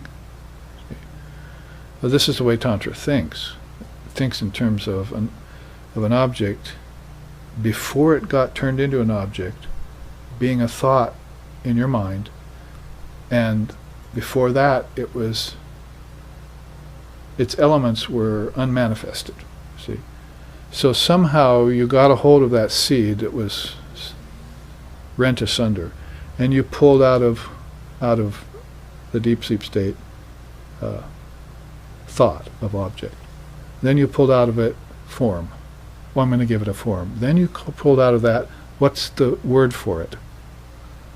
Now you've got all those things. Now you pull out, there has to be a meaning for the word. And all of a sudden now I have a couch, see, or a forest. So that's how many elements there are inside of the power of your mind to produce things. Sankalpa, they call it, and so forth. But there was a time, in the beginning was the Word, and the Word was with God. There was a time when the Word was with God, when you were not seeing them as one. So since the Word was separate from God, you out of that cosmic God's mind or unmanifested Prakriti, you took the seeds and you started fashioning them into thoughts with words, with meanings, with names, with forms. You took all those things and gelled them together, and then you took them into your dream state. What a nice world. Then you took them further out into the waking state. Oh, maybe that's not such a nice world. No. Depends on, how desire-free you are in the process, how adept you are at fashioning and destroying, how non-attached you are in the midst of the process. So, devoid of Matrika Shakti, consciousness could not reveal itself. Worlds, beings, objects, even Ishvara, all evolved from Matrika. So, these garland of letters, you could say, look at Mother Kali with her garland of skulls. Or you could look at a graph of the 7 chakras and see how each chakra has different petals, and in each petal there's different letters, and each letter has a different color associated with it, and a different world associated with it. You see, this is all her manifesting herself. And this is how she does it. The Tantrikas spent ages thinking about this and putting it together. Then the souls went in to death, see, came back out and started memorizing this movement they did from dreaming to deep sleep to waking. Only after giving up cutting the silver cord to their body, then they created another body, because if you're attached to the silver cord of your body, it's the spine, as it were, then you cannot get very far out of the body without being pulled back. You know how they describe it, the tantric thinkers describe that? There's a calf, and there's a stake in the middle of the ground, and there's a rope tied to that, and it's tied to its neck, and it can only go around that stake to the length that the rope will let it, see? So that's the silver cord, your spine, and it's tying you to a stake in the ground, and you can only go so far out of it. So people can't go very far out of it, say into dream, and they don't believe in their dream, they come back to waking. Or some people can go beyond dream into deep sleep, and then they rest there, and then that silver cord pulls them back into the body. See? So at the time of death, that gets split, it gets cut. Silver thread, they've got different names for it. And then you can get outside of it's like a calf that broke its tether, and it's just off into the pastures, you see. It's free. So what to say? Some calves prefer to be bound. Some calves will go around and around until the tether gets shorter and shorter. See? And they only know about the waking state. See? Trying to step one step away. Like, whoa. You see, yank, yank. Ah! Help! You see? Someone unwrap me. And then some guru comes along and shows them a little bit of their consciousness. It's how to get free, you see, how to get free again. Or maybe you'll have some great illumined soul come and teach you Sadakya and explain it to you, and then you have to take it in and activate it, initiate it. Play with your own consciousness. It's the adventure of consciousness. It's a nice name of a good book out there, The Adventure of Consciousness. You have to have vividisha. A nice Swami up in Seattle, that Swami Vivedishananda, see, who said vividisha means an intense interest in things spiritual. Is there one word in English for that? No, there's not even belief in things spiritual. So how can there be a word for it? In fact, you say spirituality and they think about seances and crystal balls and tarot cards and peacock feather bopping and psychic readings and stuff. That to them is spiritual, you see. That's what Vivekananda found here when he came in 1893. Big tent revivals and seances. He said, boy, these people are in the dark ages spiritually. They're mere babies. Let's give them something like this. Let them teethe on that for a while.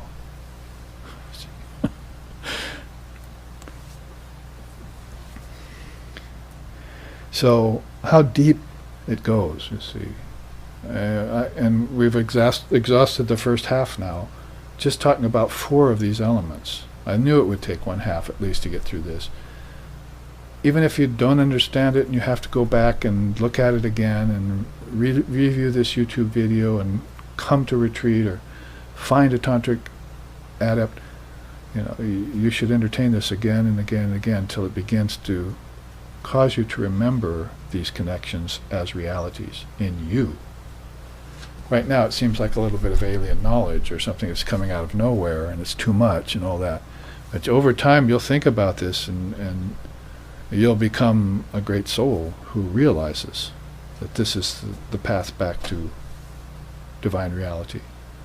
This is your source, and she's the one that will lead you there. And she may lead you there through him, through different hymns, you see, different male aspects. I suppose we've run out of time for the first half. We have a few minutes, so let's look at pada.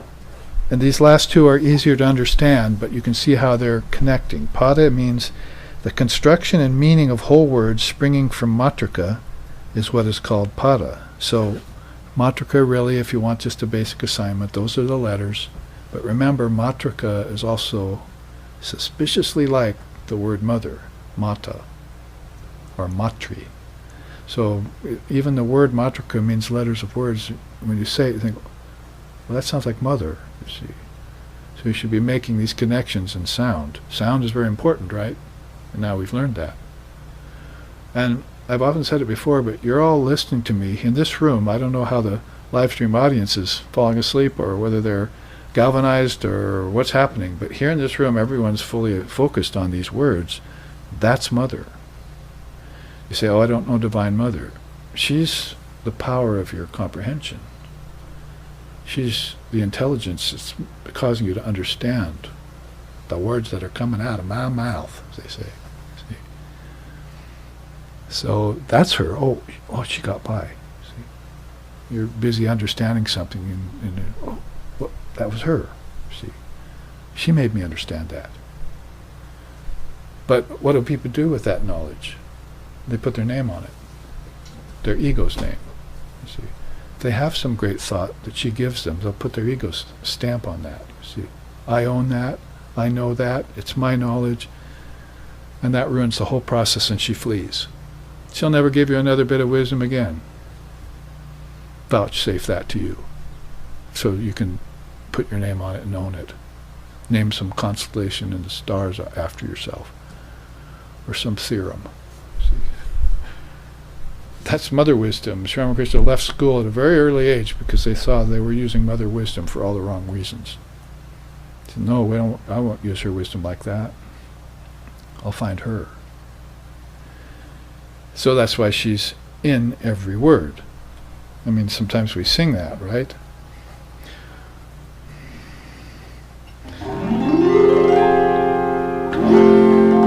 Jato shono karna pute shabe mayar mantra bote. Jato shono karna pute shabe mayar mantra bote. Kali pancha shata varna moyi varne varne namadore.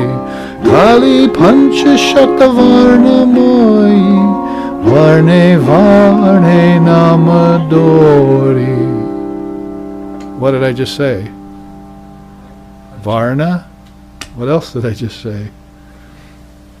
Shabda? Kala? So, he sings, all sounds you hear are her natural mantras, repeating spontaneously as the whole world worships her. Goddess Kali constitutes the letters of every alphabet, matrika, and each letter secretly bears the flower of her name. Each letter bears the flower of her name.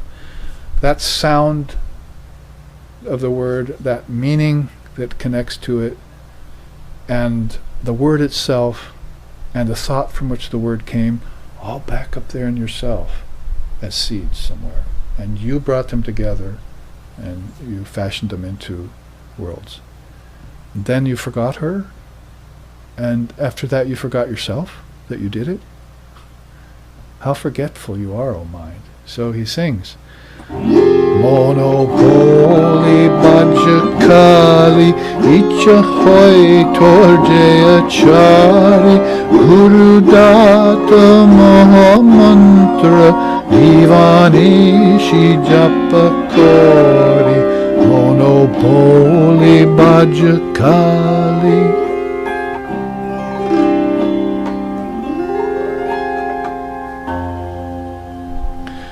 And that low string, that low F, see, also has a sound. And the word string has a sound embedded in it, you see. And that sound is her. And the inspiration you're getting from that sound put together with other notes is also her. This is also the science of music. The mystics, the musicians, the artists, they take Saraswati as their chosen ideal, and they meditate upon her, and they realize great things through sound.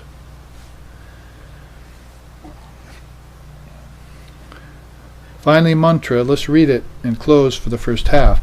The science of cosmic sound, mantra, is direct knowledge. Divine spontaneous action proceeds from it.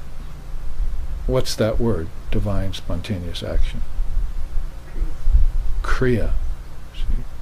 So from this mantra galvanizes you, then you go out and do divine actions. See, without that, and all the tattvas are as useless as clouds with no rain, so all your actions are also as useless as that. They're just bringing you karma and suffering, or pleasure and attachment, or take your pick, you see. But what should be bringing you is divine life, because you know the sound in words. You know that's her. You know that she constitutes the letter of every alphabet, that she's in it all. How can you ever forget that again? And how can words not be important to you? Or how can you relegate them just to making money, or just to intellectual, egotistic satisfaction? How can you do that? It's an insult to words. Then he makes the Tantras make a connection here. Tattvas, go back to tattvas, form the objective side of experience, while mantra forms the subjective side. You connect those, right? By practicing these two aspects, one attains spiritual ascendancy. Mantra then is special knowledge which, when contemplated, reveals the otherwise unseen truth that the universe is full of Brahman. All this is Brahman. So here, let's take our break for 15 minutes.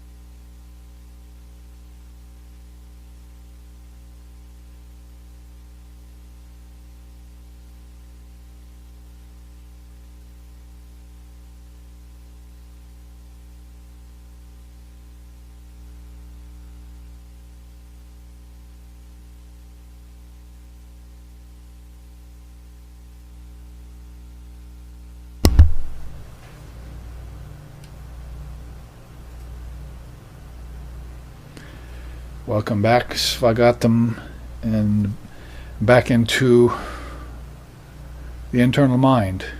As we were saying before the break, that even this outer world is really in the mind. Everything's in the mind according to the mind-only schools. And that helps us, that one bit of information, get away from the physical world-only belief and get into some of these inner realms of knowledge. Realms of knowledge, like we were saying here. These happens to be bhuvanas, made of tattvas, presided over by these great beings who live for endless time, in the kalas, and all living eternally in Divine Mother's wisdom. You can go either way with this. You kind of go, if you're going up from the tattvas or inwards to the tattvas, you're talking about these deities, and if you come outward, you're talking about right on down to seemingly little old words, but words that have great power. That's why we call Sanskrit Deva Bhashya, because it's the language of the gods, because a whole cross-section of Indian culture at one time got enlightened by systems such as this that consisted of words. And at that time, they knew about Divine Mother. We know somewhere along the way they also lost touch with Mother. Te dhyan yoga nugato pasyan devatma shaktim svagunayar nagudam. Why? Because she covered herself so deftly with svagunayar nagudam, the three gunas. She covered herself with nature and forms, which she can produce in abundance. But how did they react for that? They realized that their intellects had been covered, and then so they meditated beyond their intellect and found the Devatma Shakti. So that's Svetashvataro's Upanishad that says that, which is a fairly recent Upanishad, as all the Upanishads go. They call it one of the more current ones, a couple thousand years old maybe or less. So when you go back in time, you see that India has passed through phases of powerful souls being there and producing great systems, and then those systems passing through phases of time, and some of the wisdom getting obscured, some of the inner realms disappearing as if they didn't exist, and the outer realm becoming more obvious and evident to them, and going through phases of time like that. And that's pretty much what Krishna says about all dharmas and religions in the Gita, Bhagavad Gita. So one has to be ready for that worlds of changing phenomena, but if you'd be most ready for it if you knew where they came from and who is presiding over them and who is the ultimate component of them and the power in them, and if you avail yourself of that from lifetime to lifetime and ingrain it in you with sadhana, practice, then you have smriti rupena samstita. Mother exists as the power of memory inside of you, and that comes back to you in each lifetime. It doesn't take long for that to recur. The limitations of the body and brain will be such that you'll have to grow a little bit usually. But in Shankar's case, 5 or 6 years old, he was already recalling all of this wisdom that he had mastered in other lifetimes. So to see through Maya is no small thing, but there are souls whose sole penchant and goal is to penetrate through it as fast as they can. That's why they say they go and get initiation right away. Find the guru, get initiation right away, purify their body, and get on with the thread of their yoga, as Krishna says in the Gita. And follow that to consummate realization in each lifetime. Why should they do that when they're already perfected and realized? Because people are watching. It's the only way to get into the world and the body and enact it in front of them, so that these beings will get an idea, follow a great light, like Buddha, Jesus, and Shankar, and others.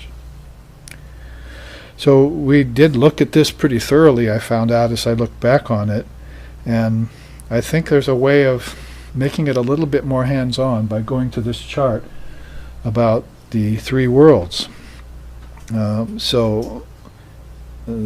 These mystic utterances, or vyahritis, are an interesting way of looking at this. And we talked about Svetashvatara Upanishad. Now let's take a quote from the Taittiriya Upanishad. Bhur Bhuva Svaha. These are verily the three celebrated mystical utterances. In addition to these, there is a fourth one, which Mahachamasya proclaimed, and that would be Maha, Bhur Bhuva Swaha, and Maha, or Mahar. The one who meditates upon these, called the four Vyahritis, comes to know Brahman. And to that auspicious one all the gods bring homage. So it would be like saying, I've found the three worlds, I knew what the tatvas consisted of, and then the gods and goddesses came to me and revealed themselves to me. In the Ramakrishna Upanishad, which is the newest Upanishad probably in existence, one of his devotees wrote it, gods and goddesses revealed themselves to him in multitudes. So he's having these kalas, these masters of time, and reveal themselves to him inside of this divine worlds that he's seeing. So that has something to do with the Gayatri mantra, and I'll show you a little bit about that to even cement this chart a little bit deeper into us, because we need to take this and meditate on it a while, but there are ways of connecting it to things we're more familiar with. In this case, look at the chart.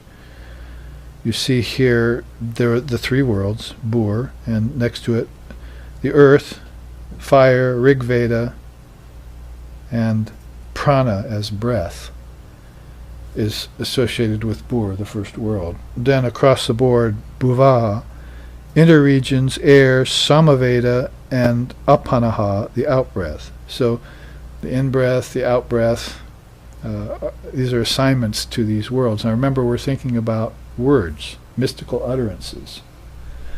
So if the Gayatri is the mantra that's chanted by more people than any other words in the world, bar none, there are millions of people saying that multiple times a day, if not just once. So this Gayatri mantra is very profound, and its first three words are Bhur, Bhuva, Swaha. And if you were to sing that, it would sound in different ways. There are different Gayatris, but the main one we sing is Om Bhur Bhuva Swaha Tat Savitor Varenyam Bhargo Devasya Dhimahi Dio Yona Prachodayat.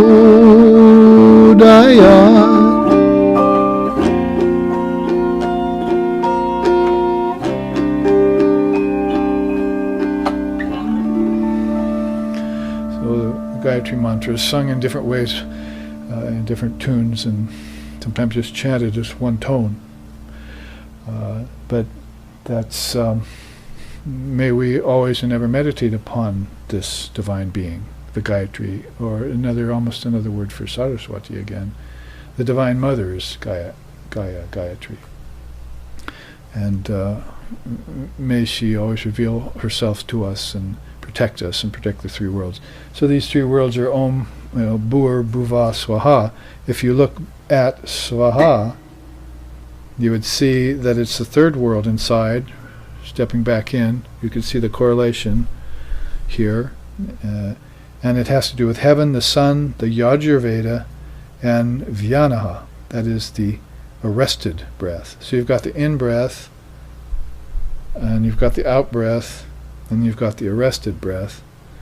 Then you've got three of the four Vedas. And then you've got fire, air, the sun, and you've got earth, interregion, and heaven, associated with these three bijams, these three seed words, these mystical utterances. Verily, through the sun all worlds, through the moon all lights, through Brahman all the Vedas, and through food all animate beings are magnified. So you can see how in the middle chant there, all of this is coming out. If you look at the lower part of the chart there, you see on these leaves and in the waters various tattvas that are mentioned over here, but they're put in a little bit different way here, aren't they? I mean, you can actually see how these things are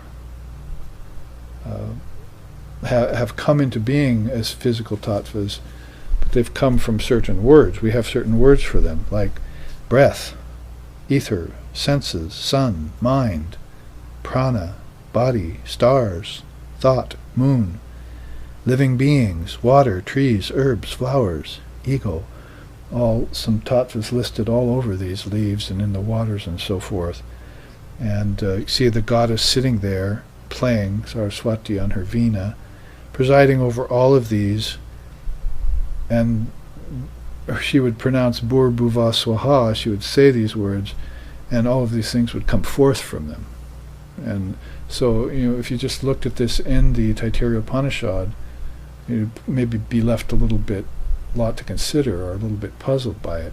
But if you knew where they were coming from with it, the Sadakya and so forth, then you'd have ways of connecting these things together to make sense out of how one world came out of another, and how those two produced another, or how your causal body produced your subtle body, and then your subtle body produced your gross body, or how your spiritual tattvas produced your psychical tattvas produced the physical tattvas. And again, you'd have this way of mapping the soul's journey out and its return journey in. Sancharaha, prati sancharaha, the ancient seer said, Kapila. There's a chain of evolution out, and there's a reverse chain of evolutes in. That's what's left us in the lurch in our scientific westernized way of thinking, is that there's no way back in. In fact, within doesn't exist. Except maybe for the healers and the doctors in the body. But in the mind, that's just, how can you say that to people? Well, you'd have to start with their dreams. And it'd be better to start with their dreams than it would be with their psychical disturbances. So then you've got medicines, and you're talking about problematic seeds in the mind, which should not be watered. You water the flowers, not the weeds, in this tradition. And so you'll have to come to know what the flowers are and how to water them properly, and who's doing the watering and who to depend upon, like Divine Mother. So, I mean, all of this is in the word water, for instance. The whole universe is, all the bhuvanas are in the word stars, because if you get subtle worlds, they also have stars. And not just physical worlds have stars. You have many worlds, bhuvanas, inside of you. 224 realms, for instance, and 14 worlds, and so all of these things are a way of saying, in a cryptic way, the kings of heaven are within you. Or Jesus said, my Father's mansion has many chambers. Doesn't this look like many chambers to you? All filled with manifestations of the mind, using the power of Divine Mother Wisdom. All comes out of wisdom particles. So you can see this bottom, this chart is a rather an easy study, but it does give you a kind of hands-on way of looking at what this is saying. A little bit better way to connect with it, with your worlds that are more familiar to what you think, like these words and these seeds are a little bit more familiar with you. You can see how they would be seeds, come from powerful bijams. Bur, Bhuvaswaha, and why millions of people chant this, because they're thinking of earth, nether realms, and heavens. And then the chant says, oh, Mahachamasya all of a sudden found a fourth world. So this was at a time when the 7 worlds, which I put up here as a compliment to you, Janaha, Tapaha, and Satyaloka, they were not seen yet. They had been covered by Mother's veiling power. So Mahachamasya meditated beyond Bur, Bhuvaswaha and found Mahar Loka. And so these worlds get covered to consciousness, and great seers have to come upon them and with Mother power and propitiation uncover them and see a deeper world. So pretty soon If the teachers are teaching you about 7 worlds, and that wisdom does not get lost to you in your country, in your lifetime, in your century, in your millennia, whatever, then you will know that they exist, and then you can find them. Otherwise, it becomes so obscured that nothing inner ever exists to you. You know what country I'm talking about. There is nothing inner. It's all outer, and that's the only existence. And you are the body. And problems like that come from that way of thinking. And death is real. And your dream state is not. It's a figment of your imagination. And all Mother Wisdom just gets wiped away as if it never existed. And the poor soul is lost out there. Doesn't know where he is, where he came from, what his essence is, where he's going, who he is, and grabs onto the ego as a life raft. Like Shankar says, a man drowning grabs onto a crocodile thinking it's a log. That's the condition of people in that kind of situation. So, to put it together quickly, it's a fairly easy study, but let's read the last chant here, or from the Taittiriya Upanishad, this sloka. In meditation, the worshipper leaves the body through the subtle nadi, gains union and abides in fire by uttering bur, and in air by uttering bhuvaha, and in sun by uttering svaha, and finally in Brahman declaring maha. He reaches the lords of sight, hearing, speech, and understanding, and becomes the divine Brahman. Now, there's a connection for you. The Upanishad might give you some hands-on information, but it wants to connect you with the fact that you're going to be connecting with these kalas. And they're presiding over certain bhuvanas. And you're uttering certain varnas, padas, and matrikas in order to find them or to call their attention to you inside of your meditation. So, it's just returning to the source, really. It's an apparent movement. Soul never moves. It's already where it's going. It's all pervasive. It is the internal Brahman. The last chart, we looked at that. It says, the real secret of all of it is that the universe is just full of Brahman. Brahman is in everything. We know that from the great Vakyas, right? From the great Maha Vakyas. Maha, does it sound familiar? See? So in this rendering, as far as they went with the Taittiriya Upanishad, Mahachamasya was looking at Maha and seeing that that was the highest world that was at that time available to the intrepid spiritual traveling soul that was moving inside. So, we could read that over and over again, but you could see how if you were meditating and you said bur, and then fire would come to you, see, and one of the great kalas might come to you, and then you could say bhuvar, and the sun, and the god of the sun would come to you, and then you'd say svaha, and air would come to you, and the god of air, and then you'd say svaha, and the power of the sun would come to you. And then if you knew about maha, Maharloka, which is where? Right here. If you knew about that, then you would, the lords of light, understanding, hearing, and speech would come to you. And so, as I was saying at the first half, all of these would be connections in you. And you'd be swimming in a world of inner meaning,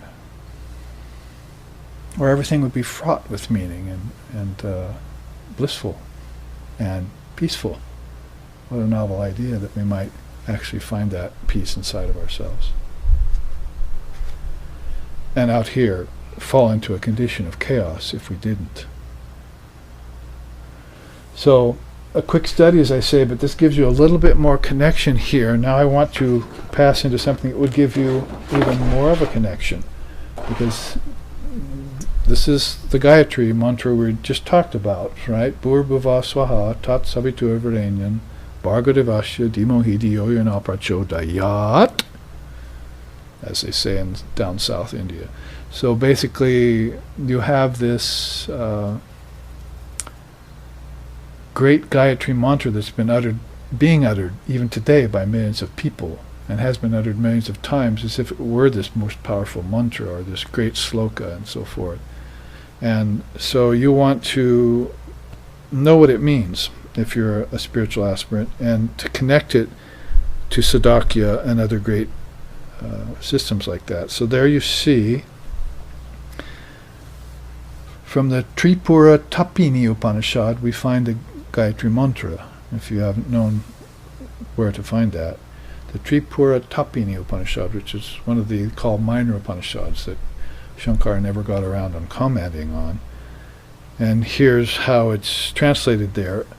On that adorable splendor of the divine creatrix may we meditate. May she our thoughts inspire, who is beyond all darkness. So if we take the first line, Om Bhur Bhuva Swaha, which are those three words that go with the three worlds, right? That are bijams, powerful bijams in the mind of God. All they have to do is be uttered, and they're like seeds that release all their potential. Then we see that Om Bhur Bhuva Swaha, if we take it apart in English, means the supreme assuming the guise of the trinity, comes to be styled as the goddess Tripuri. By her power are fashioned the three abodes, earth, atmospheres, and heaven. Her bijam hrim, along with its terrible power, permeates the terminus of these three peaks, emanating from the junction between the two eyebrows, which is the seat of equilibrium of the three gunas, and where the world of objects gets dissolved. So you immediately get into a very powerful teaching in the Tripura Tapini Upanishad about what even the first three words of the Gayatri mean, and how it connects to the point between the eyebrows, and how her power is there. Her terrible power means the atom power in an atom is nothing compared to all the power in all the atoms that she has, and those are just physical atoms, but they've all come from a power that's subtle particles, and those have come from seeds that are atoms in the deep sleep state, which are even more powerful, endless power. And so the way this gets explained in English is very inspiring. So you couldn't say it more directly there. By her power are fashioned the three abodes, earth, atmosphere, and heaven.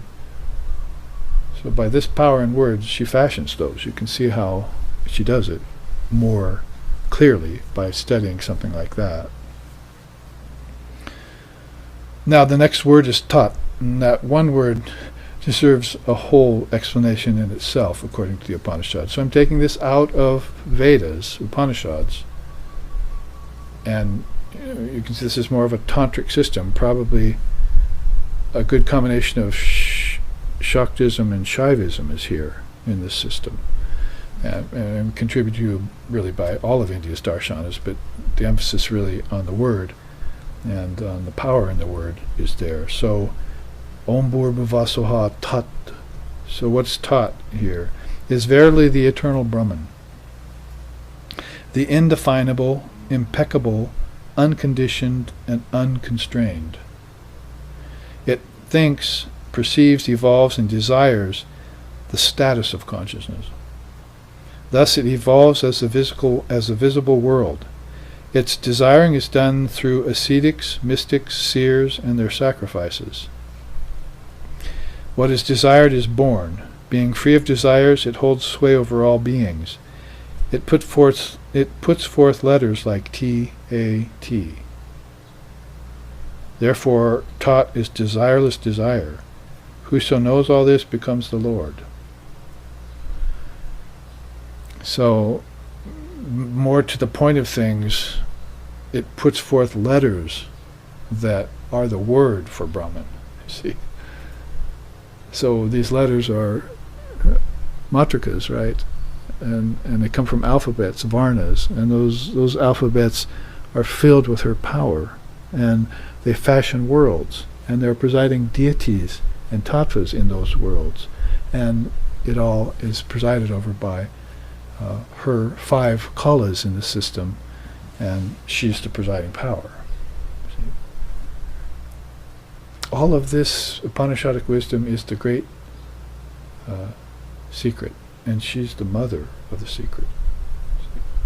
She holds all of this within her. Tripura Tapini, we go back and we see, becomes styled as the goddess Tripuri. It means 3 worlds. So all of these get projected out of her mere words, as it were. Bhur, Bhuva, Swaha. And all the things that came out that you saw in the last chart. And much more, of course. So, if you've ever wanted to look into the Gayatri Mantra with its essential meaning, authentically from an Upanishad, this is what is happening here. So we go on to Tat, after Tat, Savitur Varenyam. The root supreme means to give birth to living beings. Savitur thus gives birth to all that lives. Power gives birth. This primeval power is Tripura, the supreme sovereign goddess, great, with earrings adorned, in sphere of fire residing. Varenyan means best or adorable. Whosoever knows this gains all pervasiveness. So it's one thing to become the Lord of the 3 worlds, another thing to know her and gain the power that grants one all pervasiveness, to penetrate all 7 worlds, like Markandeya did, for instance. We were talking about him at the break. The Upanishads, as they're being told by these rishis who have meditated so many generations and so many centuries and millenniums on them and passed them on to sons and daughters and fine students, can't help but all of a sudden wax eloquent about her. Great goddess with earrings adorned, in sphere of fire residing. It sounds like Kali, resides in fire. And there's a beautiful image of her, of course, in back, playing her veena with the swan in front and the peacock in back, which isn't shown here so well, with the Om sign itself at the tip of her veena, and with her hands in various mudras, and music flowing out of her veena like vibration, and a lotus in one of her hands. All these things very symbolic and indicative of her, as described by the seers who have envisioned her and had such profound experiences with the goddess Saraswati. Now if we go on and finish that mantram, Bhargo Devasya Dhimohi comes next. Da means the highest being, the highest bearing. Bharga signifies the shining one who dwells at the center, who is the imperishable 4th of the 3. So any 4th you would AUM, plus Turiya. Plus Shvara. Or waking, dreaming, deep sleep plus beyond form, Turiya. So she's the 4th in all of this. She's beyond the Triputis even. Certainly beyond the dualities. But the dualities also come out of her words. It is the innermost of all. The syllable ma denotes greatness, inertness, and solidity. Mohi denotes the earth, what is gross, like seas, mountains, islands, and forests. The word Devasya represents the presiding deities, which are these kalas. So, she's the mother of everything. She's the mother of the gross, she's the mother of the subtle, she's the mother of the good, she's the mother of the evil, she's the mother of the enlightened, she's the mother of the suffering. You can't assign anything to her that would pinion her down to any one thing. She's there in the evil, she's there in the good. And so she's the mother of all. And Holy Mother Shisharda used to say that about herself. All children are mine, and they all come to me, and they'll be cleaned, and if they're dirty, they'll be cleaned and put back into the position where they can realize themselves. And because that's what a mother does when the baby dirties itself, cleans it, puts it back on her lap. So she's that kind of mother and more. We get to the final few words. Diyo yonaha prachodayat means to meditate upon the Supreme Self, Sadashiva. Ooh, see, there we are. Sadashiva presiding over Shantyatija.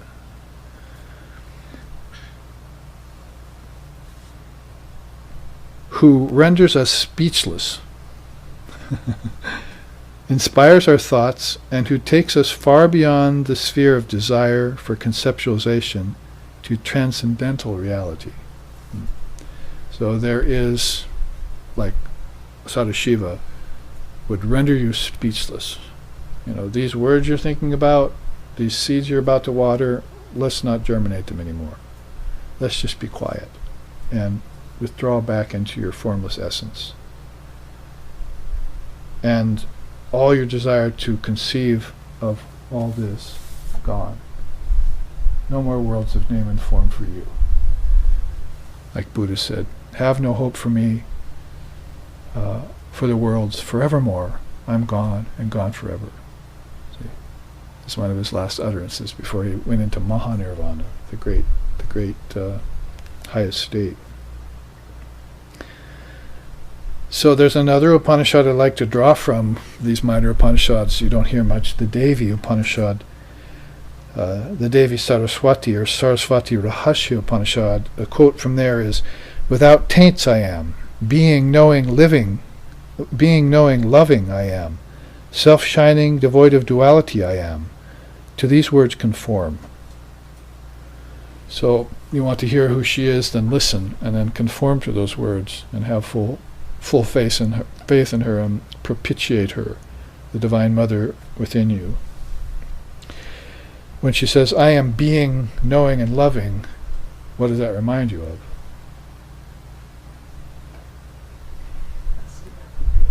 Yeah, Satchit Ananda. So,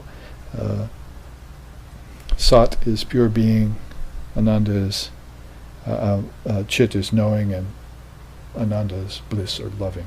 See? So that's how she connects all back to the non-dual Brahman. So another quick study, although of course this is a quick study that you might want to go back and memorize. You all know the Gayatri, so now you want to know what each of those words or phrases mean, right? Because you know why, how much meaning there is in them, and how much power there is in them. Seers have spent years in caves, lost in this, sometimes without eating and sleeping for long periods of time, or in deep meditation for a long time to get to this.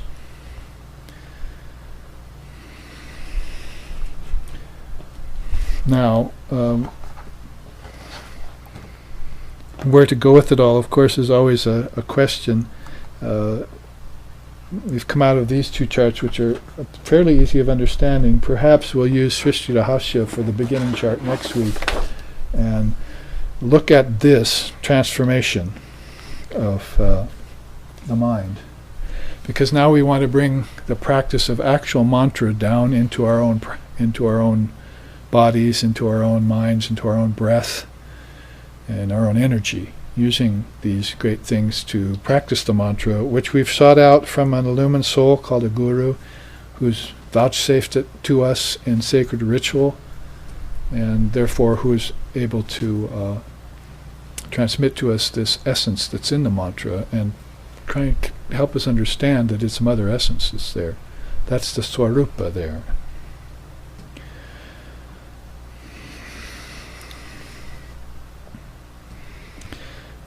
So this is another way of making it a bit more hands-on for us. Transformation of mind in mantra practice. There you see the ordinary mind up there is that white dot, you see.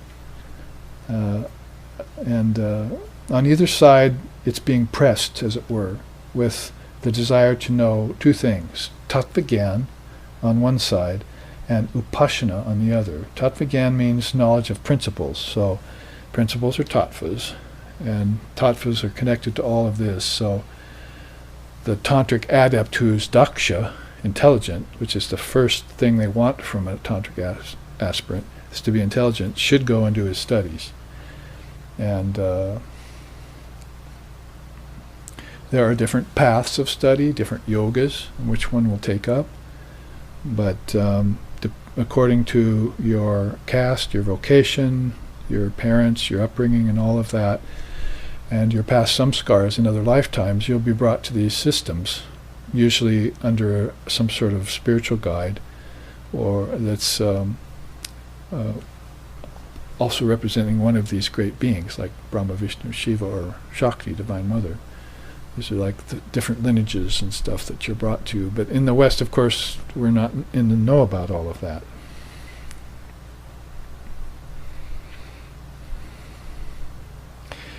So ordinary mind needs to then be informed about Tattva. On the other side, it needs to purify itself via worship.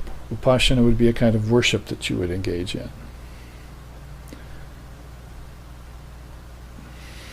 On the Tattva Gyan side, that's the objective, and the Upasana, that's the subjective. We see a little way of teaching there inserted. Now you see there that when mantra practice clicks in, then the things that are necessary for it would be diksha, initiation. I mean, I've heard of people, nowadays saying, oh, I'm a lawyer, or I'm a surfer, or I'm this and that, and here, I'll give you a mantra, I'll initiate you. But you need to go knowing all of this. You need to go to a person who can transmit this to you and get your initiation or your mantra from a person who's steeped in mantra or practice of japa. And so that would be the advice of the realized souls, that you're going to need to get a mantra from a teacher who's part of a lineage and who's used that mantra for all his lifetime or her lifetime and goes back to other souls who have used that mantra too. It's called a lineage, or, oops. Yeah, it's okay now. It's called a lineage or a divine succession.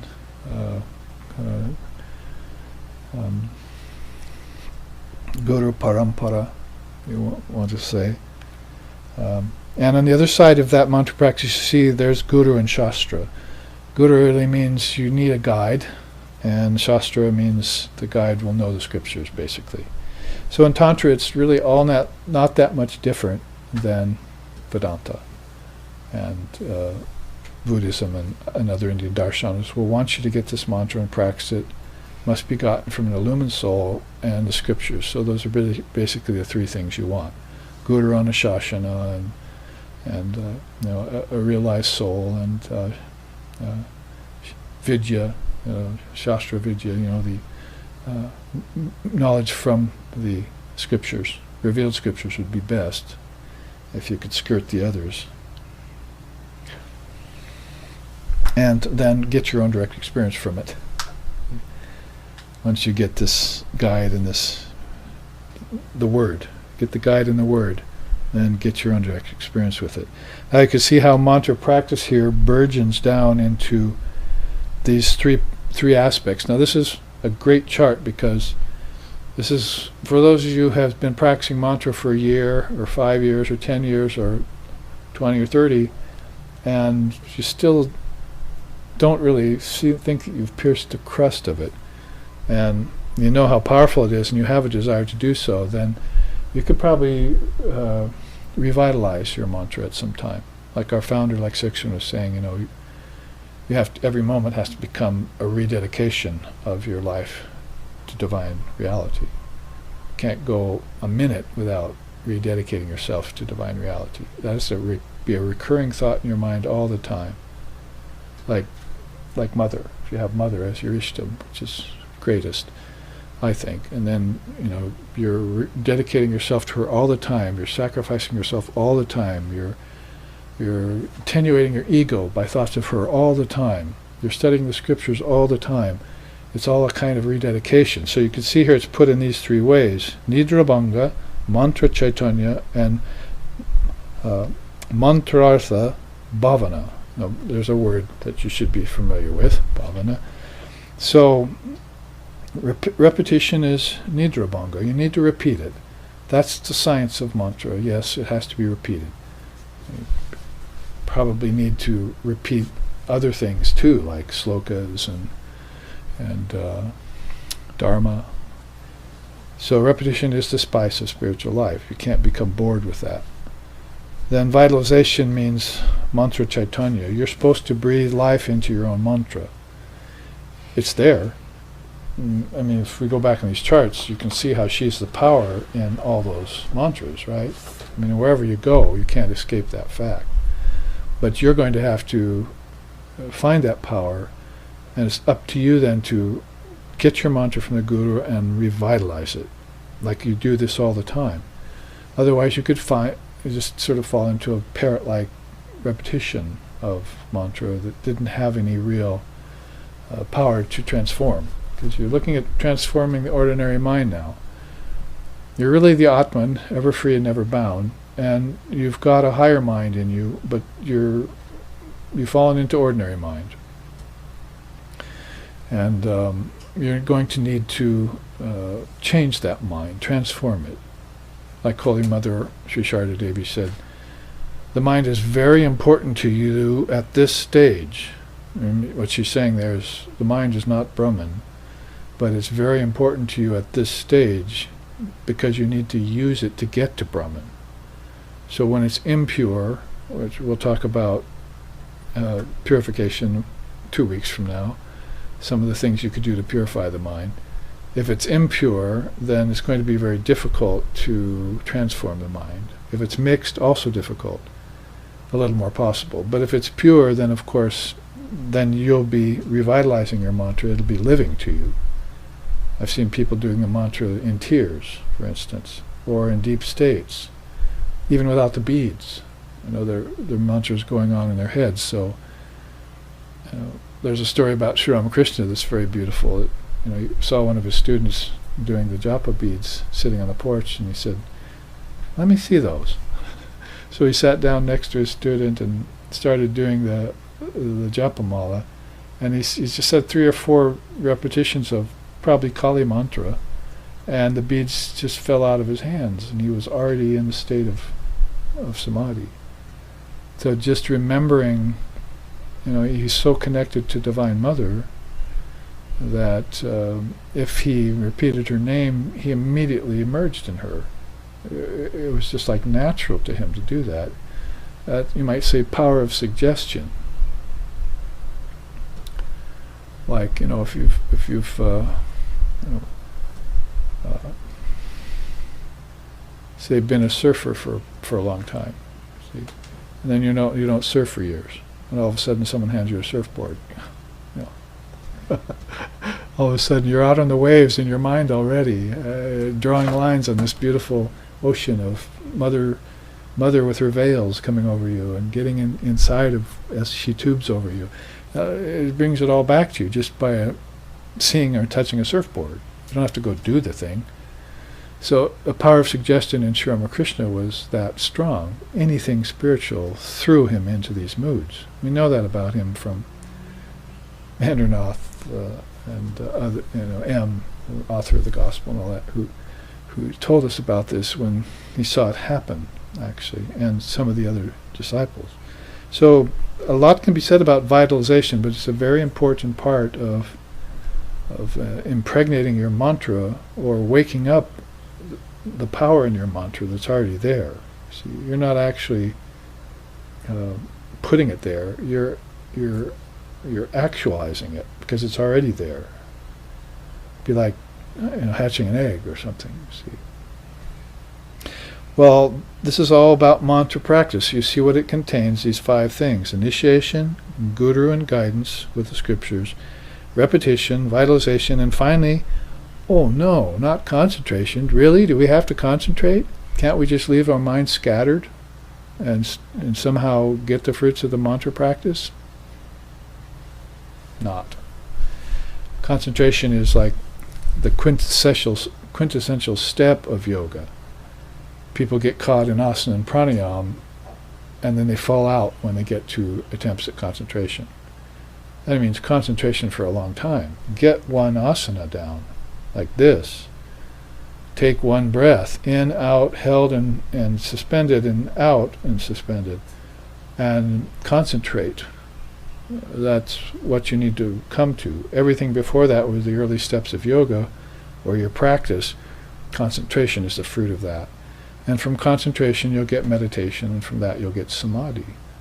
So you need to follow through with that, just as the father of yoga told you to, or if you're doing it with the tantric way, just as this tells you to. I mean, with this you're reaching Ishvara, aren't you? All of these forms are Ishvara forms. So depending on what path you like, Mother's providing that for you. The Vaishnavas will go to Vishnu, and Shaivas will go to Shiva, and so forth. It's all right there. We want to go back and read it. In meditation, the worshipper leaves the body through the subtle nadi. So he's going into the inside, drawing the consciousness back into the subtle nadi. So that's like right up the Sushumna, or around the Ida and Pingala, and back down. The Nina, the Pinta, and the Santa Maria, I like to call them. But you're Columbus sailing the ocean black. You're not the ocean blue anymore. You're going into the etheric waters where Mother Kali presides, or the ocean white where Saraswati presides. And you're moving inward on these three ships, as it were, along these three nadis, these three channels. So mantrartha bhavana is concentration in Tantra, and so that would be the final touch, you might say, to this 5-part practice of mantra. So now we've gone from ordinary mind with its concomitants to this 5-fold practice. What does it end in? Vidanena mantrochacharanam, utterance of the mantra in 3 ways. So you can do it audibly, you can do it muttered, and you can do it silent. And silent is the superior way. However, there are times that call for out loud. You might want to try that next time you go down in a plane. So your mantra as you head towards your so-called end, and which is just the beginning of another lifetime, or maybe not if you were able to realize what the mantra meant in your lifetime. So you utter the mantra in these 3 ways. So it's not like I gave up one and tried the other 2, then I gave the second and just went to the third. They all have times in which they are effective. They say you've really had your confidence shaken, so you want to say your mantra out loud. So you remember that you're the Atman. And it's making you remember you're the Atman, and you're sure of yourself. It brings back certainty. Mother is, Mother exists, Mother's behind me, Mother's helping me, and my Ishtam is too. And it brings back all the wisdom, say even at the time of death, the mantra should be there, right? And so if that's true, shouldn't it be there also at the time of dream? When you go from waking into dream, you could be saying your mantra, and maybe wake up out of dream after deep sleep, back into the waking state with the mantra still in your mind. And you have to, the mind has to practice this, to shift from ordinary to informed. And that's what's coming next. Bodha manaha. Here's the pure mind, and you can see how Vak Devi is right in the center of it. What's Vak mean? A word. There it is. She's the mother of the word. You can't say it more simply than that. All of this is in the word Vak Devi. And she's the power in the word. She's Saraswati. That's why we like to sing to her. Vani Saraswati, Vani Saraswati Vak Devi, Bhagavati Parvati Mampari, Vinapani Hamsavahini, Vedanta Rupini Palayamam, Mani Saraswati Vakdevi, Bhagavati Parvati Mampari.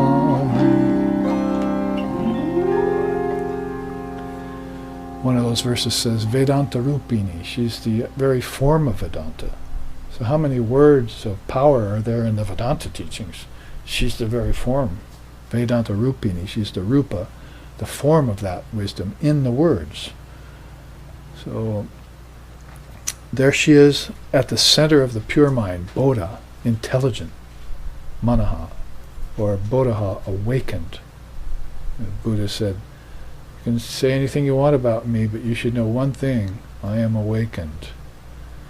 So he awakened to his Buddha nature, and that was enough, and he wanted to teach that to everyone. You have Buddha nature in you. You need to awaken to it.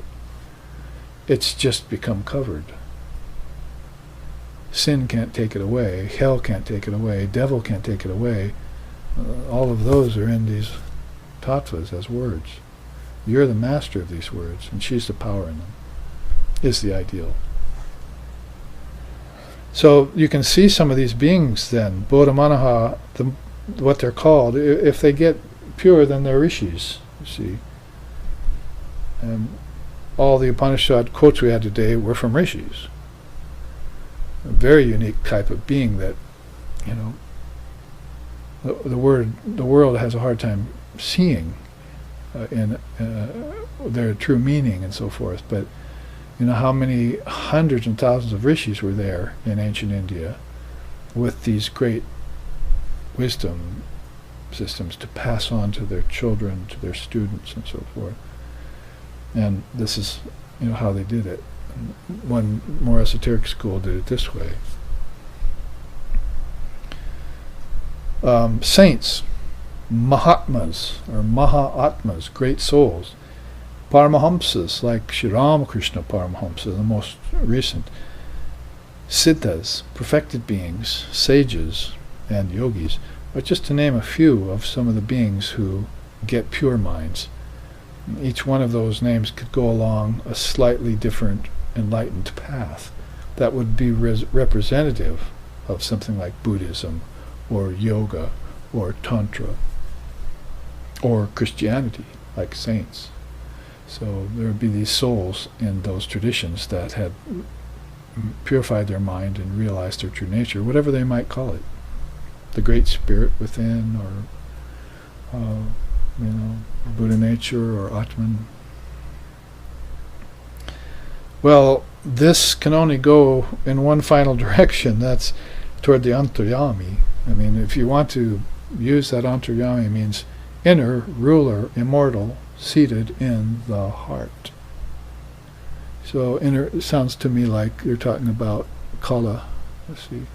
The inner ruler, immortal, seated in the heart is a divine form that you have emanated from.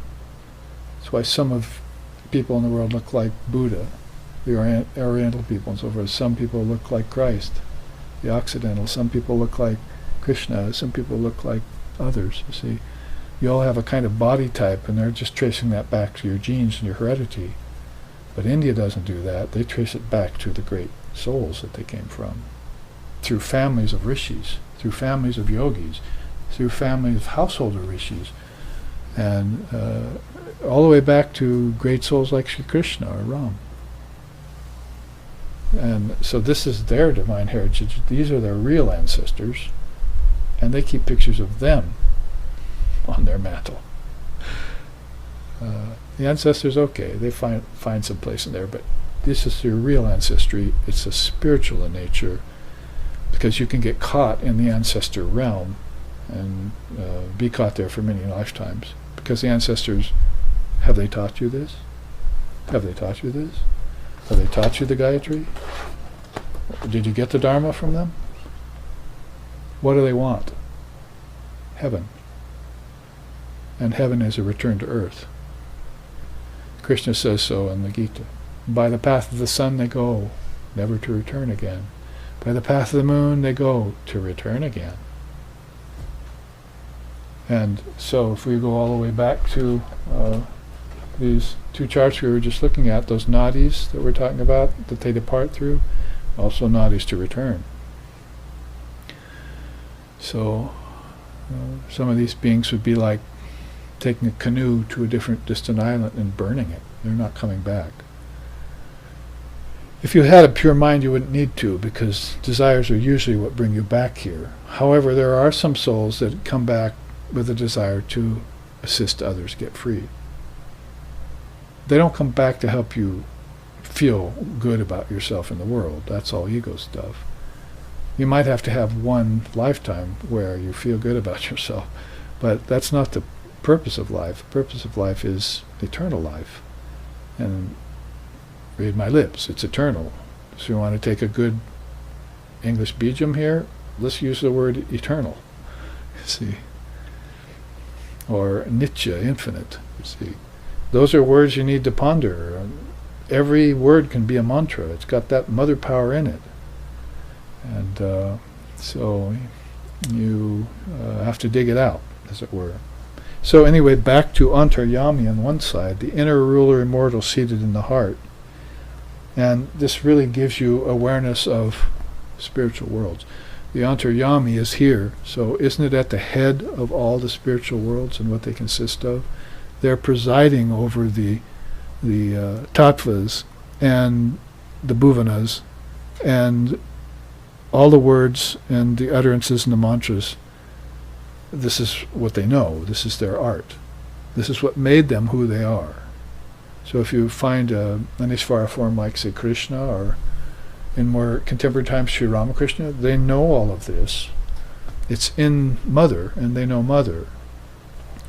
And so they're the best to go to, to find out about this. So this is why if you find your antaryami, it's a beautiful, antar means inner, and so it's the inner ruler who's immortal, who's seated in your heart, then all of this comes with it. And the more you go from earth to them in your meditations and back to earth, or let's put it, waking, dreaming, deep sleep to Turiya, and back to earth again, waking state, the better for you. Then, like Sri Aurobindo said, you can go up and down the amber stairs of birth and death. He said, I went up and down the amber stairs of birth and death. So he's talking about these systems that take one, master it, or take one, befriend the ishtam of it, get the teachings, master it. What does it sound like? These 5 elements of mantra practice. So you can't just get a mantra and then I won't say it, just go and waste your time. You have to do something with it. On the other side, you see, because the animated chitta is there, right? These beings from the pure mind, they get animated thoughts. And so on the other side is Atman, pure self, or awareness of absolute reality. So the animated thought can lead you to Ishvara, and you may then become one of Ishvara's emissaries. Sri Ramakrishna, some of his 16 disciples were Ishvara Kotis. And there's a path in India called Ishvaravada. And that means souls who are waiting to take embodiment when he incarnates.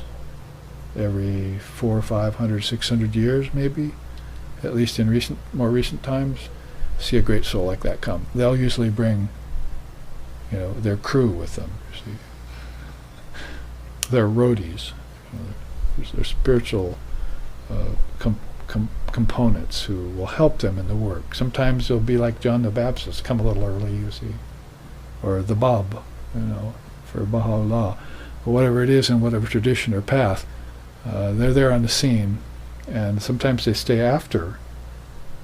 Like sometimes they say Sri Ramakrishna was this great steamliner that passed through all of this in 1890, in the 1800s, and then left behind it these great wake behind his steamliner. There's people who go out and surf those in the harbors when a great steamliner leaves. The guys out there, okay, it's time. It's summer, there's no waves, so this is our chance. So they go out and they ride the wake of great steam. Well, that's sort of like a metaphor for Ishvara Kotis who are attached to Ishvara or Antaryami, and they'll come back in each lifetime to help. That's their commitment, that's their path. So they have a third eye open and they're watching that soul. He may sit in meditation for 700 years. That's how Holy Mother describes Swami Vivekananda. He's like a wooden statue. He'll sit there in meditation and samadhi for 700 years at a time. So if you want to be there when he's coming back, you're going to have an eye to him. You're going to have to be 700 years strong of concentration. What's that word again? Concentration. What's that word again? What's it? What's the Sanskrit word for it? Dharana. Yeah. Or in Tantra you'd have that equivalent. So, on the other hand, there are beings who might want to dissolve into their Atman, into Brahman, and they won't come back again. Some are Jivan Muktas, some are Videha Muktas. Videha means, I won't take any more bodies, thank you. 700 years isn't a long enough nap for me. I'm gone and gone forever. How's that? I'll see you again. No, you won't. Not in this form, not in any form. I'm not going to take these tattvas on again. So I'll get to the Father through the Son, and I'll go to Brahman. See? And I'm gone and gone forever. So there are these kinds of souls we find out. You can hear about them in Buddhism as bodhisattvas, or in Vedanta and so forth as Jivan Muktas. There's an equivalent of that in formlessness, where the soul will just give up. Like a moth flying into a bonfire, without even the slightest regard for not just this body, for all the bodies. Let me, this takes a whole nother bit of time, so we're almost done here, so let's just read the final quote, and I think we will have covered 3 or 4 charts and given us a good start into the mantra part of this class. Mantra, karma, and purification. So next week we'll come back with some charts on the dynamics of karma yoga, the 4 yogas, and a few other charts that have to do with the karma yoga and the karmas that people formulate, which are negative, mixed, and positive, and colorless too. How you can get to a colorless state with no karmas. The last chant then, mantra is that, the contemplation of which yields special knowledge of the universe, revealing it to be non-distinct from Brahman. In other words, the universe is full of Brahman. So Sri Ramakrishna Paramahansa, a good way to end the class with words by him, but you can see how he says there, special knowledge of the universe. So that means all the universes. He's not just talking about the physical universe. He's talking about all the worlds he knew and found as he ascended all the chakras to unite with Paramashiva in the Sahasrara at the top, in deepest consciousness. So here let's end with a chant. Om Sato, Om Sato Ma Sadgamaya, Tamaso Ma Joytir Gamaya, Mritjamir Amritam Gamaya, Abira Abira Mayedi, Rudrayate Dakshinamukam, Tenamam Pahinicham, Om Shanti Shanti Shanti. Lead us from darkness to light, from lower truth to higher truth, from the unreal to the real, and from the illusion of death to eternal life. Reach us through and through, O Lord and Mother, with thy sweet and benign presence. Om, peace, peace, peace. May peace be unto us, may peace be unto all. Om Hari Om.